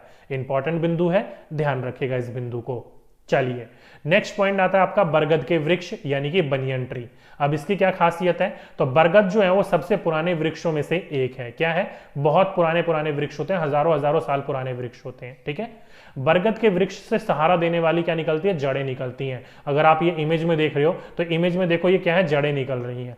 या फिर आप ये देख रहे हो, कलकत्ता का एक मैंने स्क्रीन दिया है, ये जो है पूरा का पूरा एक वृक्ष है जो कि इसको ग्रिल के द्वारा घेरा गया, मेन वृक्ष को, और इसके द्वारा जो टहनियां निकल रही है, उसकी टहनियों से देखो एक और टहनी निकली और वो जमीन में चली गई, इसको सपोर्ट देने के लिए। तो ये जो है फुटबॉल मैदान के बराबर एक वृक्ष है, इतना पुराना, 1000 साल से भी पुराना, जो कि बहुत बड़ा वृक्ष है। ओके, इसलिए कहा जाता है कि इसके अंदर से क्या निकलती है? सहारा देने वाली जड़ें निकलती हैं, और जो बरगद का पेड़ होता है वो सैकड़ों वर्ष तक जीवित रह सकता है। ठीक है, इंपॉर्टेंट बिंदु है, ध्यान रखिएगा इस बिंदु को। आगे चलें तो कुछ महत्वपूर्ण पॉइंट्स निकल के आते हैं। क्या है महत्वपूर्ण पॉइंट्स? पहला, फूलों की घाटी कहां पर है? तो वो है उत्तराखंड में, ध्यान रखिएगा। Valley of flower is located कहां है? उत्तराखंड। आगे बात करें, कचनार के फूलों की सब्जी यूपी में, केले के फूलों की सब्जी केरल में, और महाराष्ट्र में सहजन के फूल के पकोड़े खाए जाते हैं या फिर बनते हैं। इंपॉर्टेंट है क्वेश्चन, ध्यान रखिएगा। कचनार के फूलों की सब्जी यूपी में, केले की फूल की सब्जी केरल में, और केले की फूल की, और महाराष्ट्र में सहजन के फूल के पकोड़े बनाकर खाए जाते हैं। नेक्स्ट है, दवा में प्रयोग हेतु क्या इस्तेमाल करा जाता है? गुलाब हो गया, केसर हो गया, अजवाइन हो गया, सर्पगंधा हो गया, अर्जुन हो गए। ये कुछ ऐसे फूल हैं जो कि किसमें इस्तेमाल होते हैं? मेडिसिन में, यानी कि दवा में। क्वेश्चन पूछा जाए तो आपको पता होना चाहिए कि दवा में इस्तेमाल करने वाले कौन कौन से हैं, तो ये चीजें ध्यान रखिएगा। नेक्स्ट है इत्र व केवड़ा, इंपॉर्टेंट है, ध्यान रखिएगा। इत्र व केवड़ा, चमेली व गुलाब, ये ध्यान रखिएगा, इन चीजों से बनते हैं। किस चीज से? चमेली और गुलाब से। इत्र जो होता है वो क्या होता है? फूलों का शुद्ध अर्क होता है। क्या होता है? फूलों का शुद्ध अर्क होता है। ओके, इंपॉर्टेंट है, ध्यान रखिएगा। ओके, बच्चे कह रहे हैं सर कचनार कैसा होता है? तो डियर बिल्कुल छोटे छोटे से फूल होते हैं, ऐसे कुछ कमल जैसे फूल होते हैं, व्हाइट कलर के, इनके पकोड़े बनते हैं, इनकी सब्जियां बनती हैं। कहां पर? यूपी में। ऐसे कुछ दिखते हैं ये। चलिए आगे चलते हैं। आगे बोला गया है कि उत्तर प्रदेश में कन्नौज जिला, कौन सा? उत्तर प्रदेश में कन्नौज जिला जो है वो किस चीज के लिए मशहूर है? तो इत्र के लिए मशहूर है, अपने परफ्यूम्स के लिए मशहूर है। यहां पर बहुत सारे परफ्यूम्स की फैक्ट्री है। ठीक है, आगे बात करें, इत्र जो होता है फूलों का शुद्ध अर्थ नहीं होता, अर्क होता है। ये हल्का सा मिसप्रिंट हो गया है, इसको छोड़ दीजिए या फिर देख लीजिए। ठीक है, ध्यान रखिएगा। इसको किस विधि से? तो ध्यान रखिए, आसमान विधि से बनाया जाता है। किस चीज से? आपका शुद्ध अर्क बनाया जाता है। ओके, नेक्स्ट बिंदु है आपका रात में खिलने वाले। क्या है? रात में खिलने वाले जो फूल होते हैं वो सफेद व सुगंधित होते हैं। ध्यान रखिएगा, नाइट में जो ब्लूमिंग होती है, कोई सी भी पौधे ले लीजिए जो रात में खिलते हैं फूल, वो क्या होगा आपका? ध्यान रखिएगा इस पॉइंट को, वो सफेद होते हैं। कैसे होते हैं? सफेद होते हैं और बहुत सुगंधित भी होते हैं। ओके, चलिए नेक्स्ट क्वेश्चन, नीम, कीकर और खेजड़ी वृक्ष, ये तीन पौधे ध्यान रखिएगा। नीम, कीकड़ और खेजड़ी वृक्ष, इनमें कभी भी कीड़े नहीं लगते हैं, इनमें कभी भी पेस्ट अटैक नहीं करते हैं। ठीक है, किसी बच्चे को स्क्रीनशॉट लेना है, ले लीजिए स्क्रीनशॉट, मैं साइड हो जाता हूं। चलिए, ले लिया होगा स्क्रीनशॉट, आगे चलते हैं। इतनी बातें समझ में आ गई आपको? आगे चलें। आगे चलें तो आपके दादी माँ का एक नुस्खा है। यहाँ पर क्या है? गुलाब जल, ग्लिसरीन और नींबू की कुछ बूंदों के रस, इसको एक जगह इस्तेमाल करके घोल लोगे तो सर्दियों में आप जो मॉइस्चराइजर लगाते हो उसको लगाने की जरूरत नहीं है, आप इसको लगाइए। आपकी सर्दियों में त्वचा जो होती है वो खुश्क हो जाती है या फटने लग जाती है, वो नहीं होगी। गुलाब जल, ग्लिसरीन और नींबू की 1-2 बूंदे रस। ओके, ये है हमारी ग्रैनी के नुस्खे। ओके, इंपॉर्टेंट है, ध्यान रखिएगा। चलिए आगे चलें तो पीपल इंपॉर्टेंट है। पीपल का पौधा मकान की दीवारों पर उग जाता है। पीपल बरगद वगैरह देखा होगा आपने, ये कुछ ऐसे पौधे होते हैं जो कि दीवारों पर उगते हुए नजर आ जाएंगे आपको। कहां पर? दीवारों पर उगते हुए नजर आ जाएंगे। नेक्स्ट है केरल को मसालों का राज्य कहा जाता है। किसका कहा जाता है? किंगडम ऑफ स्पाइसेस किसको कहा जाता है? तो वो केरल को कहा जाता है। क्वेश्चन पूछा जाए तो ध्यान रखिएगा, किसको कहा जाता है किंगडम ऑफ स्पाइसेस? तो वो केरल को कहा जाता है। ठीक है, चलिए डियर एक बार फटाफट एक बार लाइक कर दीजिए डियर और शेयर कर दीजिए। 2850 बच्चे जुड़ चुके हैं, 3000 बच्चे एक बार फटाफट पूरे करिए यार, फटाफट करिए। ठीक है, और इसका पीडीएफ जो आपको मैं टेलीग्राम पर शेयर कर दूंगा, वहां से डाउनलोड कर लीजिएगा आप। चलिए नेक्स्ट क्वेश्चन आपका खेजड़ी वृक्ष के बारे में। अब खेजड़ी वृक्ष में मैंने आपको अभी बताया कि इसमें कीड़े नहीं लगते हैं। कुछ इंपॉर्टेंट बिंदु है। क्या इंपॉर्टेंट बिंदु है? 1731 में राजस्थान के जोधपुर में अमृता देवी विश्नोई, क्या ध्यान रखना है आपको, सन 1731 ईस्वी में राजस्थान के जोधपुर में अमृता देवी विश्नोई जो थी वो खेजड़ेली गांव में खेजड़ी वृक्ष को बचाने हेतु उसने और उसकी बेटियों ने और 363 महिलाओं ने अपने स्वयं का बलिदान कर दिया था। कैसे बलिदान कर दिया था? मैंने आपको बोला था एक राजा को अपने महल बनाने के लिए क्या चाहिए थी? लकड़ियां चाहिए थी, तो वो खेजड़ी वृक्ष को काटने के लिए उसने मंगाया, क्योंकि इसमें लकड़ियों में कीड़े नहीं लगते हैं। तो सारे के सारे गांवों ने इस पेड़ों को बचाने के लिए अपने आप से उसको लपेट लिया और लकड़हारों ने लकड़ियां काटनी शुरू कर दी। इन्होंने ये नहीं देखा कि कौन कहां चिपक रखा है कौन नहीं, जिसकी वजह से 363 महिलाओं ने अपनी जान दे दी थी। कब की बात है? तो 1731 की बात है। कहां की बात है? तो राजस्थान जोधपुर के इलाके की बात है। ओके, इंपॉर्टेंट बिंदु है, ध्यान रखिएगा इस पॉइंट को। ओके, चलिए नेक्स्ट है आपका भारत सरकार ने इनके सम्मान में, किनके सम्मान में? अमृता देवी विश्नोई के सम्मान में वन्य जीव संरक्षण राष्ट्रीय पुरस्कार शुरू किया है। तो ध्यान रखिएगा, अगर आपसे पूछा जाए कि विश्नोई देवी के सम्मान में इन्होंने क्या शुरू करा था, तो इन्होंने करा था आपका वन्य जीव संरक्षण राष्ट्रीय पुरस्कार, जो कि राजस्थान के सरकार ने करा था। ओके, चलिए इनकी छाल से, किनकी छाल से? खेजड़े के वृक्ष की छाल से क्या बनाई जाती है? दवाई बनाई जाती है, यानी कि दवा के काम में प्रयोग आती है ये। ओके, जैसे कि इस आदमी को आप देख रहे हो, ये पेड़ों के कुछ पार्ट लेने आया ताकि दवाइयां बना सके। ठीक है, नेक्स्ट है इनकी लकड़ी में कीड़े भी नहीं लगते हैं, जो कि ऑलरेडी मैं आपको बता चुका हूं। इनकी फलियों की सब्जी बनाई जाती है, जैसे कि आप ये देख सकते हो, इसमें कुछ फलियां लगी हुई हैं। तो वहां के जो लोकल पीपल्स होते हैं इनकी क्या बनाते हैं? सब्जियां बनाते हैं। और पेड़ और जानवर हमारे बिना रह सकते हैं, पर हम उनके बिना नहीं रह सकते। ये किसने कहा है? तो खेजड़ेली गांव के बुजुर्गों ने कहा है। उनका ये कथन है, इंपॉर्टेंट है, ध्यान रखिएगा। पेड़ और जानवर हमारे बिना रह सकते हैं, लेकिन हम उनके बिना नहीं रह सकते हैं। ओके, इंपॉर्टेंट है, ध्यान रखिएगा इस सभी के सभी बिंदुओं को। ओके, चलिए आगे चलें तो बीजों का क्या कर रहे हैं हम? वो आपका परिग्रहण कर रहे हैं, यानी कि बीज जो है एक जगह से दूसरी जगह कैसे जाते हैं उनके बारे में बात कर रहे हैं। घुमक्कड़ बीजों की बात कर रहे हैं।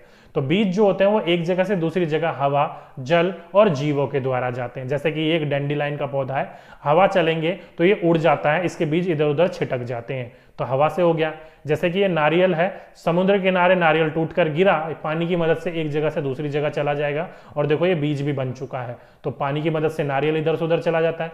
या फिर जो जीव होते हैं, पक्षी वगैरह होते हैं, वो अपनी चोंच में ले जाते हैं या फिर खाते हैं और कहीं पर बीट कर देते हैं, तो वो भी जीवों के द्वारा भी जा रहा है। ओके, तो ध्यान रखिएगा, जीव जो एक जगह से दूसरी जगह जाते हैं वो कैसे जाते हैं? वो जीवों के द्वारा, जल के द्वारा और हवा के द्वारा जाते हैं। ओके, चलिए आगे चलें, सोयाबीन के बारे में पढ़ लेते हैं। अब ये सोयाबीन क्या है? तो सोयाबीन को ध्यान रखिएगा, सोयाबीन की फलियां जो होती हैं वो पक कर क्या हो जाती हैं? चिटक जाती हैं। क्या हो जाती है? चिटक जाती हैं। ये जाती लिख दिया, चिटकना थोड़ा सा यहां पर आगे हो गया, ध्यान रखिएगा। फलियां जो होती है पककर सूख जाती हैं और छिटक कर क्या होती हैं? बीज बिखर जाते हैं। जैसे कि आप ये देख सकते हो, एक सोयाबीन है, कच्चा है, कोई दिक्कत नहीं है, लेकिन यहां पर ये जैसे ही सूख जाएगा तो ये अपने आप ही खुल जाएगा और इसके बीज जो है वो दूर जाकर गिर जाते हैं। ओके, तो सोयाबीन एक ऐसी फली है जिसके बीज जो है वो अपने आप भी फैलाता है ये। ओके, इंपॉर्टेंट है, ध्यान रखिएगा। बिल्कुल चाइना में उत्पादन होता है सबसे ज्यादा। क्यों? क्योंकि चाइना के जो लोग होते हैं एक डिश बनाते हैं टोफू। क्या बनाते हैं? टोफू।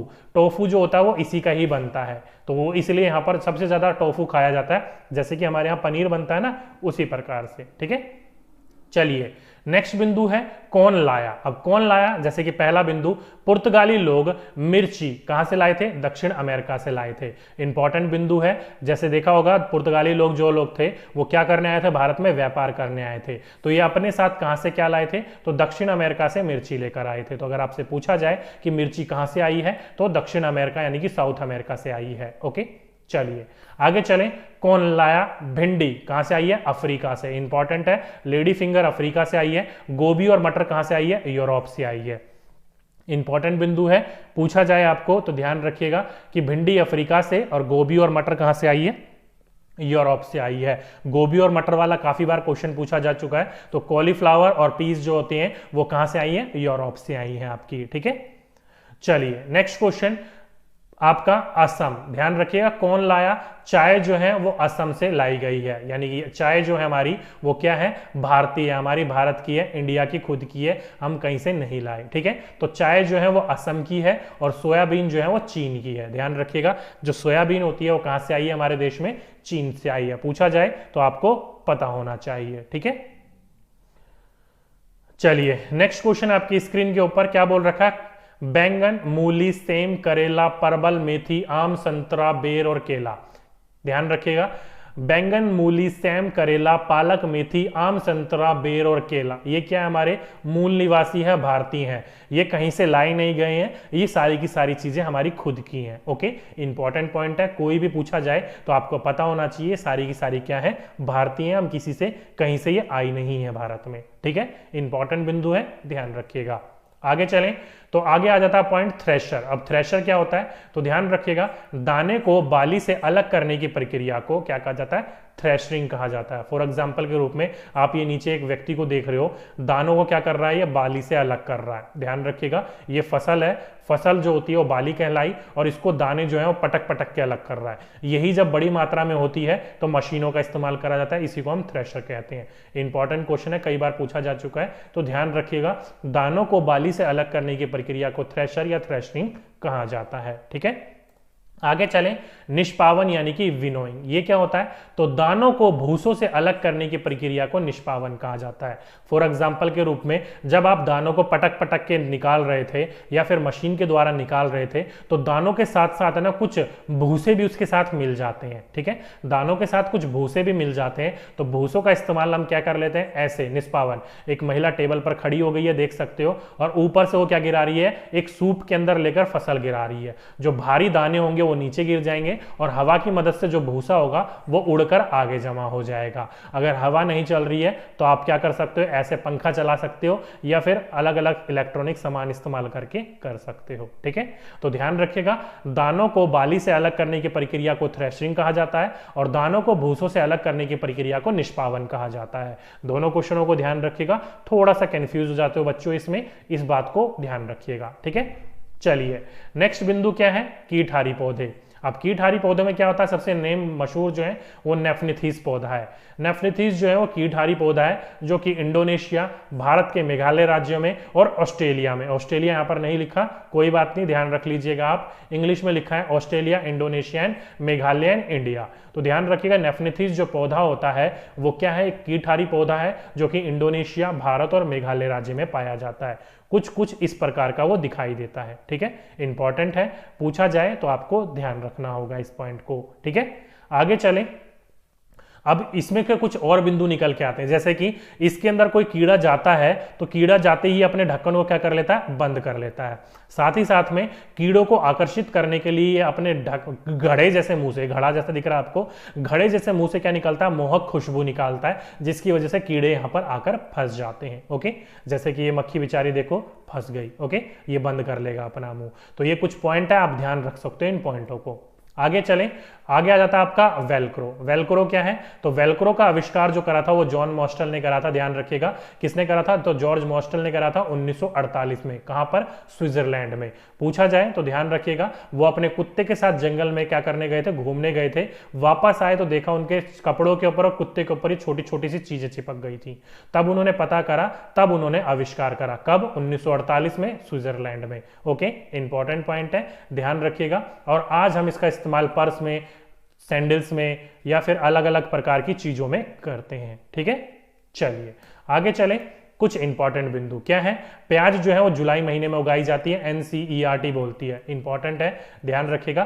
प्याज की जो उगाई जाती है वो जुलाई महीने में उगाया जाता है, इंपॉर्टेंट है, ध्यान रखिएगा। अलग अलग राज्यों में अलग अलग समय हो सकता है, लेकिन NCERT बोलता है जुलाई मंथ। ओके, चलिए विलुप्त जो पौधे हैं वो 20 प्रजाति, देखिए प्रजाति जो धीरे धीरे बढ़ती जा रही है, जिसका पूरा का पूरा कनेक्शन जो है वो कहां पर है, एक रेड डाटा बुक होती है जो कि लिखी जाती है, उसमें विलुप्त जानवर या विलुप्त होने की कगार पर जो है उसके बारे में डाटा मिलता है, जिसको क्या कहा जाता है, रेड डाटा बुक कहा जाता है। जिसमें विलुप्त जानवर की बात करी जाए तो डायनासोर है, पक्षी की बात करी जाए तो डोडो पक्षी है। डोडो पक्षी जो है अब अपनी दुनिया में देखने को नहीं मिलता है। ओके, इंपॉर्टेंट बिंदु है, ध्यान रखिएगा, पूछा जाए तो आपको पता होना चाहिए। चलिए नेक्स्ट है आपका क्रोटोन नामक, क्रोटोन जो है जमाल घोटा एक पौधा होता है, रंग बिरंगी इसकी पत्तियां होती हैं।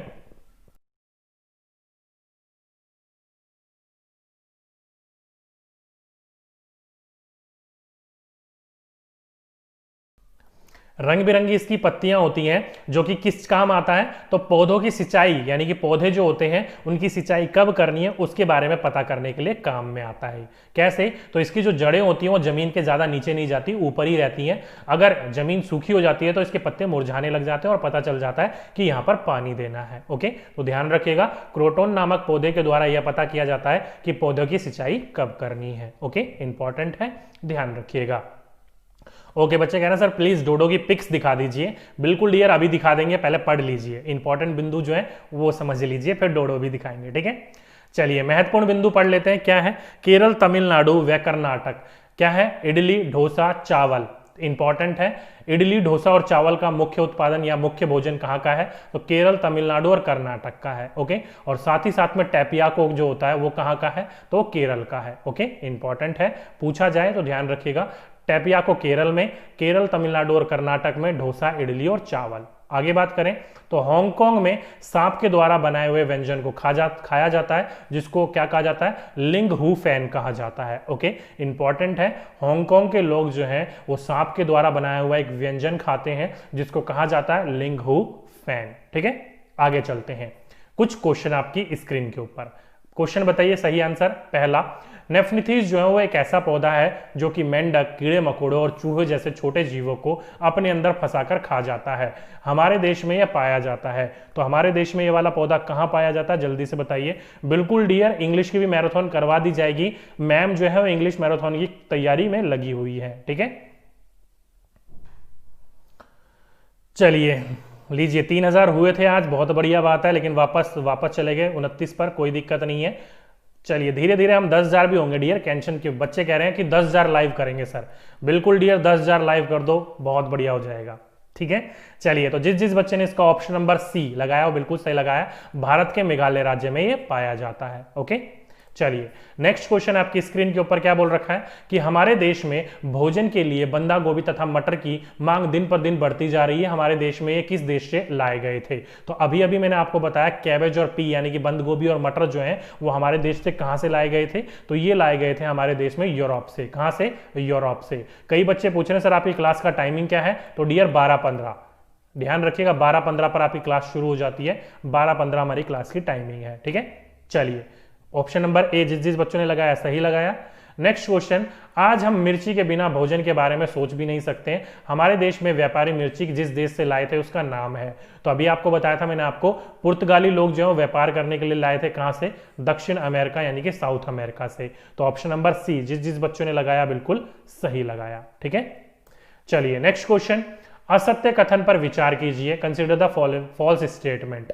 तो ये वाला क्वेश्चन आई थिंक कल भी बताया था मैंने आपको, हवा, ताप और किसी भी चीज की कितनी नमी है और बीजों के अंकुरण में होने वाले समय में अंतर ला देता है। बिल्कुल सही है, जैसे ही ग्रीन हाउस बनाया क्यों जाता है, तो इसी के लिए बनाया जाता है ताकि हम इस चीज को कंट्रोल कर सकें। आगे, कितनी चतुराई से कुछ पौधे शिकार करते हैं, बिल्कुल सही है, जैसे कि नेफ्निथीस। आगे हैं, सर्वप्रथम स्विट्जरलैंड में वेल्क्रो का आविष्कार हुआ था, बिल्कुल सही है, अभी मैंने आपको बताया था। परबल मेथी पुर्तगाली देश व्यापारी दक्षिण अमेरिका से लाए थे, बिल्कुल गलत है और हमें गलत ही चुनना था, यानी कि ऑप्शन नंबर डी सही है। ये सारे के सारे क्या है, भारतीय हैं। ओके, चलिए D for Deepak sir, thank you sir. चलिए नेक्स्ट क्वेश्चन, नेफ्नेथीस वह पौधा है जो कि शिकार करता है के विषय में नीचे दिए कथनों पर विचार कीजिए। क्या है? यह पौधा ऑस्ट्रेलिया, इंडोनेशिया और भारत के मेघालय राज्य में पाया जाता है। बिल्कुल सही है। इसका आकार घड़े जैसा होता है, इसके मुंह में पत्तियों से ढका होता है। सही है। यह केवल छोटे कीड़े मकोड़े को फंसाकर अपने अंदर शिकार करता है। गलत है। मेंढक और चूहे को भी ये खा सकता है।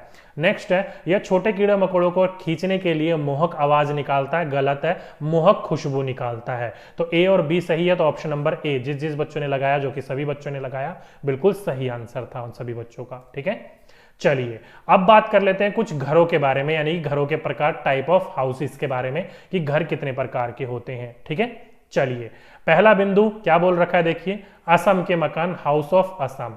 अब हाउस ऑफ असम देखिए घर किस प्रकार के होते हैं।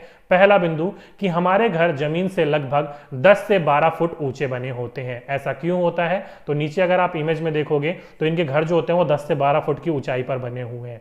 क्यों? क्योंकि असम जो है वो बाढ़ वाला इलाका है, पानी भर जाता है, इसकी वजह से अपना ऊपर बनाते हैं प्लेटफॉर्म बनाकर। ठीक है, नेक्स्ट है बिंदु कि इन्हें मजबूत बांस के खंभों पर बनाते हैं। कैसे बनाते हैं? मजबूत बांस के खंभों पर बनाते हैं। ओके, जैसे कि अभी मैंने इमेज में दिखा दिया, मजबूत बांस के खंभों पर बनाया जाता है एक प्लेटफॉर्म पर, और ये अंदर से भी कैसे होते हैं? लकड़ी के बने होते हैं। ओके, और आने जाने के लिए देख सकते हो लकड़ी के बांस के बने हुए पुलों का इस्तेमाल कर रहे हैं। देख सकते हो पानी कितना ज्यादा भरा हुआ है, जिसकी वजह से आने जाने के लिए पुलिया इस्तेमाल करते हैं। ठीक है, चलिए नेक्स्ट बिंदु आ जाता है आपका मनाली के घर। अब मनाली के घर किस प्रकार के होते हैं? हाउस ऑफ मनाली कैसे होते हैं? तो मनाली जो एक पहाड़ी इलाका है, आप सभी को पता है, हमारे यहाँ बारिश बहुत होती है और बर्फ भी बहुत पड़ती है। तो ध्यान रखिएगा, मनाली एक पथरीला इलाका है, पहाड़ी इलाका है, यहाँ पर बारिश भी खूब होती है और बर्फ भी खूब पड़ती है। हमारे मकान जो होते हैं पत्थर या फिर लकड़ी के बने होते हैं। कैसे? पत्थर या फिर लकड़ी के बने होते हैं। जैसे कि ये देख सकते हो कॉम्बिनेशन है पत्थर और लकड़ियों का। जैसे कि ये देख सकते हो कॉम्बिनेशन है पत्थर और लकड़ियों का। ओके, इंपॉर्टेंट है, ध्यान रखिएगा। आगे चलें। ओके, आगे यहां से कुछ और बिंदु है। इनकी जो छतें होती हैं वो कैसी होती हैं? ढालू होती हैं। इंपॉर्टेंट, ध्यान रखिएगा, मनाली की जो छतें होती हैं वो ढालू होती हैं। जैसे कि आप ये देख सकते हो ढालू छतें होती हैं। ठीक है, इस बात को ध्यान रख लीजिएगा। बस यहां से इतना ही क्वेश्चन पूछा जाएगा। आगे चलें तो पॉइंट आ जाता है आपका लेह लद्दाख के मकानों के बारे में। अब लेह लद्दाख के मकान कैसे होते हैं? तो लेह में मकान के नीचे की मंजिल में खिड़की नहीं होती है। ध्यान रखिएगा, लेह का जो मकान होता है इसमें कभी भी निचली वाली मंजिल पर खिड़की नहीं बनाया जाता है। क्यों? क्योंकि सर्दी से बचने के लिए। ठीक है, सर्दियों में यहाँ पर -30 डिग्री से भी ज्यादा टेम्परेचर चला जाता है। आगे बोल रखा है छत को मजबूत करने हेतु पेड़ों के मोटे तने इस्तेमाल किए जाते हैं। जैसे कि आप यहाँ पर देख सकते हो, यहाँ पर मोटे मोटे जो लट्ठे हैं, ये देख सकते हो छोटे छोटे से दिख रहे होंगे। छतों को मजबूत करने के लिए इसका इस्तेमाल किया जाता है। और छत यहाँ की कैसी होती है? समतल होती है। कोई भी घर देख लो, यहाँ पर ये एग्जाम्पल है कुछ घरों के, यहाँ की घरें जो होती हैं वो समतल होती हैं, छतें जो होती हैं वो समतल होती हैं। ओके, इंपॉर्टेंट बिंदु है, पूछा जाए तो आपको ध्यान रखना है इस बात को। ठीक है, चलिए नेक्स्ट बिंदु, लेह में मकान में छत घर का महत्वपूर्ण हिस्सा है। यहाँ गर्मियों में फल सब्जियां सुखा ली जाती हैं क्योंकि ठंड के दिनों में यह सारी चीजें नहीं मिलती हैं। जैसे कि यहाँ पर देख सकते हो, ये कुछ महिलाएं जो हैं वो छत के ऊपर कुछ सब्जियां, फल फ्रूट वगैरह सुखा रही हैं। जैसे कि ये बीन्स देख सकते हो, सुखाकर इन्होंने रख रखी हैं। क्यों? क्योंकि सर्दियों में -30 डिग्री टेम्परेचर होता है, तो कुछ भी चीज आसानी से नहीं मिलती है। ओके, तो ध्यान रखिएगा इस बात को। नेक्स्ट है, लेह में लोग सर्दियों में नीचे की मंजिल पर रहते हैं क्योंकि मोटी मोटी दीवारें, लकड़ी की फर्श और लकड़ी की छत ठंड से उनको क्या करती है? बचाती हैं। और साथ ही साथ में नीचे वाली जो फ्लोर होता है वहीं पर ही वो खाने पीने के सामान रखते हैं, स्टोर के रूप में रखते हैं, और साथ ही साथ में जानवरों को भी वो वहीं रखते हैं। सर्दियों के दिनों में ये नीचे आ जाते हैं और गर्मियों के दिनों में ये फर्स्ट फ्लोर पर चले जाते हैं। ओके, इंपॉर्टेंट है, ध्यान रखिएगा। जैसे कि ये देख सकते हो ये पहली मंजिल है और इसके नीचे तो ये बोल सकते हो ग्राउंड फ्लोर है। ओके, चलिए आगे चलें, बात कर लेते हैं अब राजस्थान के मकानों के बारे में। अब राजस्थान के मकानों की क्या विशेषता है? तो हमारे यहाँ बारिश बहुत कम होती है। क्या होती है? बहुत कम होती है, और गर्मी खूब पड़ती है। इंपॉर्टेंट है, ध्यान रखिएगा, रेगिस्तानी इलाका है, गर्मी बहुत ज्यादा पड़ती है। हम लोग मिट्टी के घरों में रहते हैं। किस में रहते हैं? मिट्टी के घरों में रहते हैं। घरों की दीवार बहुत मोटी होती है। इन दीवारों को मिट्टी से लीप पोत कर सुंदर बनाया जाता है। जैसे कि आप देख सकते हो, दीवारें जो होती हैं बहुत मोटी होती है, गर्मी से बचने के लिए ऊपर से मिट्टी का इस्तेमाल करा जाता है ताकि ठंड रहे, ठंडक बनी रहे अंदर। ओके, इंपॉर्टेंट है, ध्यान रखिएगा। आगे बोल रखा है छत को कटीली झाड़ियों से बनाई जाती है। देख सकते हो छत जो है इसकी कैसी बनाई गई है, कटीली झाड़ियों से बनाई गई है ताकि जानवरों से बचाव किया जा सके, साथ ही साथ में गर्मियों से भी। ठीक है, चलिए आगे चलें तो नेक्स्ट आ जाता है आपका कश्मीर के मकान। अब कश्मीर के मकान कैसे होंगे, तो कश्मीर में शिकारा घूमने हेतु, हाउस बोट टूरिस्ट हेतु प्रयोग होता है। तो देख सकते हो ये शिकारा जो है इसमें 2 से 3 लोग बैठ सकते हैं, घूमने हेतु इसका इस्तेमाल किया जाता है। और साथ ही साथ में हाउस बोट एक घर की तरह होता है जो कि कितना होता है 80 फुट लंबा और 8 से 9 फुट चौड़ा होता है, जिसको एज ए मकान की तरह इस्तेमाल किया जाता है उसमें रहने के लिए। ठीक है, इंपॉर्टेंट है, ध्यान रखिएगा। नेक्स्ट है डल लेक व झेलम नदी दोनों श्रीनगर में, ध्यान रखिएगा, पूछा जाए तो आपको पता होना चाहिए। डल लेक और झेलम नदी ये दोनों के दोनों कहाँ हैं, श्रीनगर में है। हाउस बोट में खास डिजाइन बना होता है, जो ये हाउस बोट है इसकी छत पर खास डिजाइन बना रहता है, जिसको वहां के लोग को क्या कहते हैं, खत्म बंद कहते हैं। एक तरीके से पजल बनी रहती है, उसको क्या कहते हैं, ये खत्म बंद कहते हैं, आपस में जुड़ी रहती है ये। ठीक है, इंपॉर्टेंट है, ध्यान रखिएगा। नेक्स्ट है कश्मीर में मकान की खिड़कियां बाहर की ओर उभरी होती हैं और इन्हें क्या कहा जाता है, डब कहा जाता है। जैसे कि ये देख सकते हो ये बाहर की तरफ निकली हुई है और इसको क्या कहा जाएगा, डब कहा जाएगा। ओके, इंपॉर्टेंट है, ध्यान रखिएगा। ओके, चलिए अब बच्चों का क्वेश्चन आने लग गया कि सर कब तक क्लास चलेगी बच्चे हो गए बोर। चलिए कोई नहीं, क्लास को चलिए खत्म करते हैं, आज यहीं तक ही पढ़ लेते हैं टाइप ऑफ हाउसेस के बारे में। ठीक है, चलिए दिल्ली के मकान यानी कि हाउसेस ऑफ दिल्ली या शहरों के मकान। देखा होगा दिल्ली जो है वो भारत की राजधानी है, कैपिटल है, और यहाँ पर ऊंची ऊंची इमारतें यानी कि मल्टी लेवल स्टोरेज बिल्डिंग्स होती हैं, जैसे कि ये देख सकते हो बहुमंजिले इमारतें होती हैं। ओके, इंपॉर्टेंट है, ध्यान रखिएगा, पूछा तो नहीं गया, पूछा जाए तो आपको पता होना चाहिए। नेक्स्ट बिंदु बकरवल लोग, ध्यान रखिएगा ये जो होते हैं ये वो लोग होते हैं जो कि क्या करते हैं, बकरियां चराते हैं। जम्मू कश्मीर के इलाके में ये पाए जाते हैं। इनके पास जो होते हैं बकरियां खूब बड़ी पैमाने पर होती हैं। और ये कैसे रहते हैं, तो ये लकड़ी व मिट्टी के बने घरों में रहते हैं, जैसे कि ये देख सकते हो मिट्टी और लकड़ी के बने हुए घरों में रहते हैं। ओके, इंपॉर्टेंट है, ध्यान रखिएगा। आगे चलें, कुछ महत्वपूर्ण बिंदु। पहला, गोबर से जमीन की पुताई से मिट्टी पर कीड़े नहीं लगते। किस कारण, तो बायोगैस के कारण। किस कारण, बायोगैस के कारण। देखा होगा आपने गांव घर में, आपकी गांव घर में रहते हो तो आपके मम्मी पापा या आपने खुद ने कभी ना कभी ये जरूर करा होगा कि गोबर से मिट्टी की लिपाई पोताई जमीन की। क्यों, क्योंकि इससे जमीन पर कीड़े नहीं लगते, बिल वगैरह चींटी वगैरह नहीं बनती बायोगैस के कारण। ठीक है, नेक्स्ट बिंदु आती है आपका सोहना गांव। ये सोहना गांव जो है कहां पर है, हरियाणा में है, जो कि दिल्ली और गुड़गांव जिसका नाम चेंज होकर गुरुग्राम हो गया है उसके बीच में पड़ता है ये। ओके, इंपॉर्टेंट है, ध्यान रखिएगा। नेक्स्ट है डेरा गाजी खा। ये जो है पहले भारत का हिस्सा होता था लेकिन अब ये पाकिस्तान में हो गया बंटवारे के बाद। ठीक है, तो ध्यान रखिएगा डेरा गाजी खा जो है वो कहां पर है, पाकिस्तान में है। ओके, मैं साइड हो जाता हूं, जिसको स्क्रीनशॉट लेना हो स्क्रीनशॉट ले लीजिएगा। चलिए ले लिया होगा स्क्रीनशॉट, आगे चलते हैं। आगे क्या बोल रखा है, महद बिंदु में बोल रखा है कि बर्फ में इग्लू मकान होते हैं। देखा होगा आपने ऐसे बर्फ के मकान बनाए जाते हैं, मनाली वगैरह में जाओगे तो देखने को मिलेगा। इसके बीच में ये जो गैप होते हैं ना, ईंटों को जोड़ जोड़ के बनाया जाता है बर्फ की ईंटें, तो उसके बीच में हवा फंसी रहती है जो कि अंदर की गर्म हवा बाहर और बाहर की ठंडी हवा अंदर आने से क्या करता है, रोकने से बचाता है। ओके, तो एस्किमोज जो होते हैं वो इग्लू बनाकर ही रहते हैं। इंपॉर्टेंट पॉइंट है, ध्यान रखिएगा इस पॉइंट को। ठीक है, सभी को समझ में आ गया होगा। चलिए अब कर लेते हैं कुछ क्वेश्चनों के बारे में बात। क्या है, ग्रामीण क्षेत्रों में गाय के गोबर से झोपड़ी की दीवारों और फर्श को लिपा जाता है, ऐसा क्यों किया जाता है? तो जल्दी से बताइए, फटाफट बताइए, इसका आंसर क्या होगा।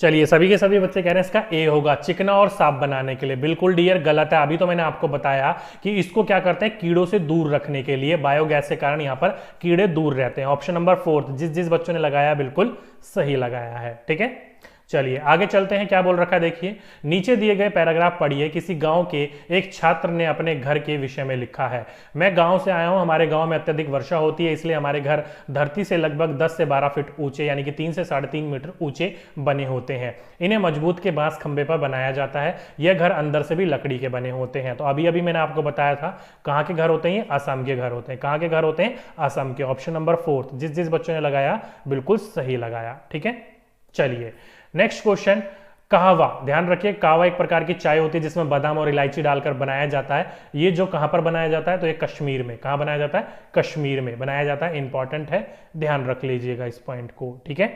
चलिए आगे चलते हैं। क्या बोल रखा है कि किसी क्षेत्र में गांव के लोग अपने घर मिट्टी दीवारों के बनाते हैं और इन दीवारों को मिट्टी से लीप पोतते भी हैं। इन घरों की छतें को कटीली झाड़ियों से बनाते हैं। इस क्षेत्र में वर्षा भी बहुत कम होती है तथा गर्मी खूब पड़ती है। यह क्षेत्र किस राज्य में होना चाहिए? तो किस राज्य में होना चाहिए डियर? और साथ साथ में बता दूं मैं आपको, शाम को 4 बजे, कितने बजे? शाम को 4 बजे NCF 2005 और RTE 2009, ये दोनों की दोनों क्लास होने वाली है विद इंपॉर्टेंट क्वेश्चन के साथ। ध्यान रखिएगा ये दोनों के दोनों चैप्टर अपने आप में ही 8 से 10 नंबर लेकर बैठे हुए हैं। जिस जिस बच्चे को CDP में ये पढ़ना हो तो पढ़ सकता है। शाम को 4 बजे आपकी क्लास चल जाएगी। NCF और RTE 2009 दोनों शुरू कर दिया जाएगा शाम को 4 बजे, ठीक है। चलिए इस क्वेश्चन का बच्चों ने लगाना आंसर शुरू कर दिया, राजस्थान। बिल्कुल डियर, राजस्थान इसका बिल्कुल सही आंसर है। सॉरी, इंग्लिश में राजस्थान, ये रहा। ओके, तो ऑप्शन नंबर सेकंड जिस जिस बच्चों ने लगाया बिल्कुल सही लगाया है, ठीक है। चलिए ओके, बच्चे कह रहे हैं सर EVS इंग्लिश कैसे अटेंड करेंगे? तो डियर इंग्लिश अभी 2:15 पर स्टार्ट हो जाएगी, अटेंड कर लीजिएगा। मैं क्लास अपनी बंद कर रहा हूं, टेंशन मत लीजिएगा, कंफ्यूजन में मैं आपको नहीं डालूंगा। एक साथ 2 क्लासें नहीं, टेंशन मत लीजिएगा। ओके, चलिए नेक्स्ट क्वेश्चन। प्रसिद्ध डल झील जो है वो कहां स्थित है? तो अभी अभी मैंने आपको बताया डल झील जो है वो कहां पर है? श्रीनगर में है। ऑप्शन नंबर 4 जिस जिस बच्चों ने लगाया बिल्कुल सही आंसर लगाया, ठीक है। चलिए नेक्स्ट क्वेश्चन।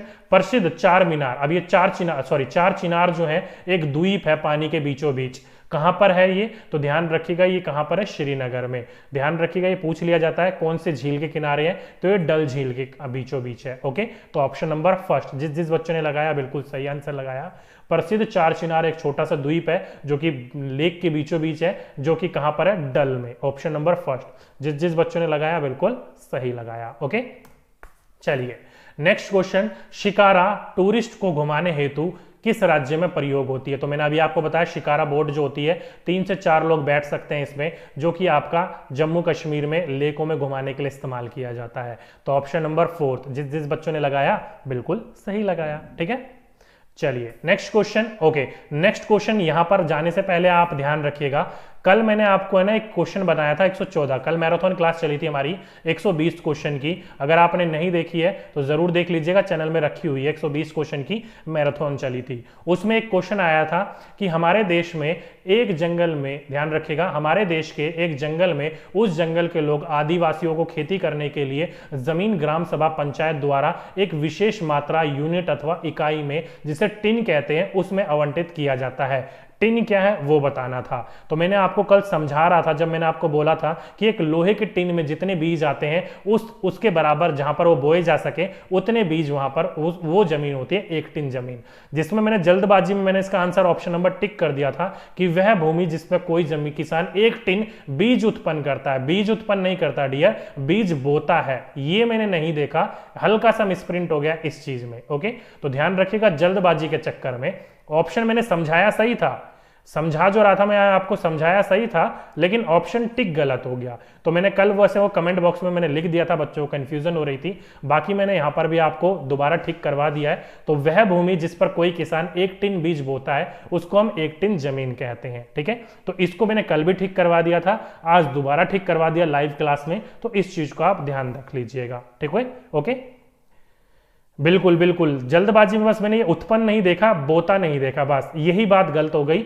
ये समझा मैंने आपको सही दिया था, मैंने अच्छी तरह से एक्सप्लेन कर दिया था, लेकिन ये चीज आप मैंने नहीं देखी। और इतनी सी बात तो आप भी समझ सकते हो डियर, समझा सही रहा हूं तो आप आंसर टिक कर लीजिए करेगा। ओके, बाकी मैं कमेंट बॉक्स में कर ही देता हूं, अगर मेरे से कोई गलती होती है, इंसान है भाई, हो सकती है, बाकी मैं आपको ठीक तो करवा ही देता हूं, ठीक है। चलिए, तो ये था दोस्तों आज का हमारा पूरा का पूरा लेक्चर। अब बताइए मुझे मैराथन क्लास में जो मैंने आपको ईवीएस पढ़ाया कैसी लगी, और इस प्रकार की 2-3 मैराथन और लेकर आनी है कि नहीं लेकर आनी, ताकि आपका ईवीएस कंप्लीट हो जाए।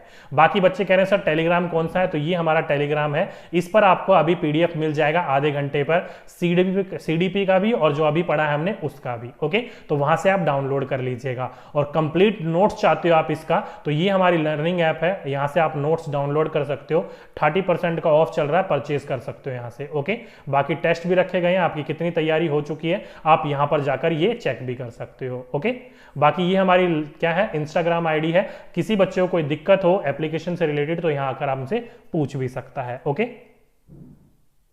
ओके, बच्चे कह रहे सर बहुत nice session, super session, thank you dear आप सभी का। बिल्कुल डियर, ऐसी 2-3 सेशन और लेकर आ जाऊंगा ताकि आपकी पूरी की पूरी ईवीएस कंप्लीट हो जाए। ठीक है, चलिए अब 2:15 पर आपकी क्लास इंग्लिश की शुरू होने वाली है, तो आपको कंफ्यूजन में ना डालते हुए 2-2 क्लासों के बीच में आप अपनी इंग्लिश की क्लास को कंटिन्यू कीजिए। ठीक है, अभी 2 मिनट में आपकी इंग्लिश की क्लास शुरू हो जाएगी। चलिए, तो ये था दोस्तों आज का हमारा पूरा का पूरा टॉपिक, पूरा का पूरा लेक्चर, आपका ईवीएस का मैराथन। ओके, तो दोस्तों आज की वीडियो में बस इतना ही। अगर वीडियो अच्छी लगी हो तो लाइक कीजिएगा, दोस्तों के साथ शेयर कीजिएगा ताकि हमें भी मोटिवेशन मिले और आपको और अच्छी से अच्छी क्लासेस हम देते रहें। और साथ ही साथ में ध्यान रखिएगा, चैनल को जरूर सब्सक्राइब कर लीजिएगा ताकि आपको बेल नोटिफिकेशन दबाकर ऑल वीडियोस का नोटिफिकेशन टाइम पर मिले। और साथ ही साथ में जल्दी से जल्दी 5 लाख सब्सक्राइबर पूरे करवाओ यार आप हमारे। ठीक है, चलिए, तो ये था दोस्तों आज का हमारा पूरा का पूरा टॉपिक। तो दोस्तों आज की वीडियो में बस इतना ही, आपसे फिर मुलाकात होगी एक नेक्स्ट वीडियो में एक नेक्स्ट टॉपिक के साथ। जब तक के लिए जय हिंद, जय भारत।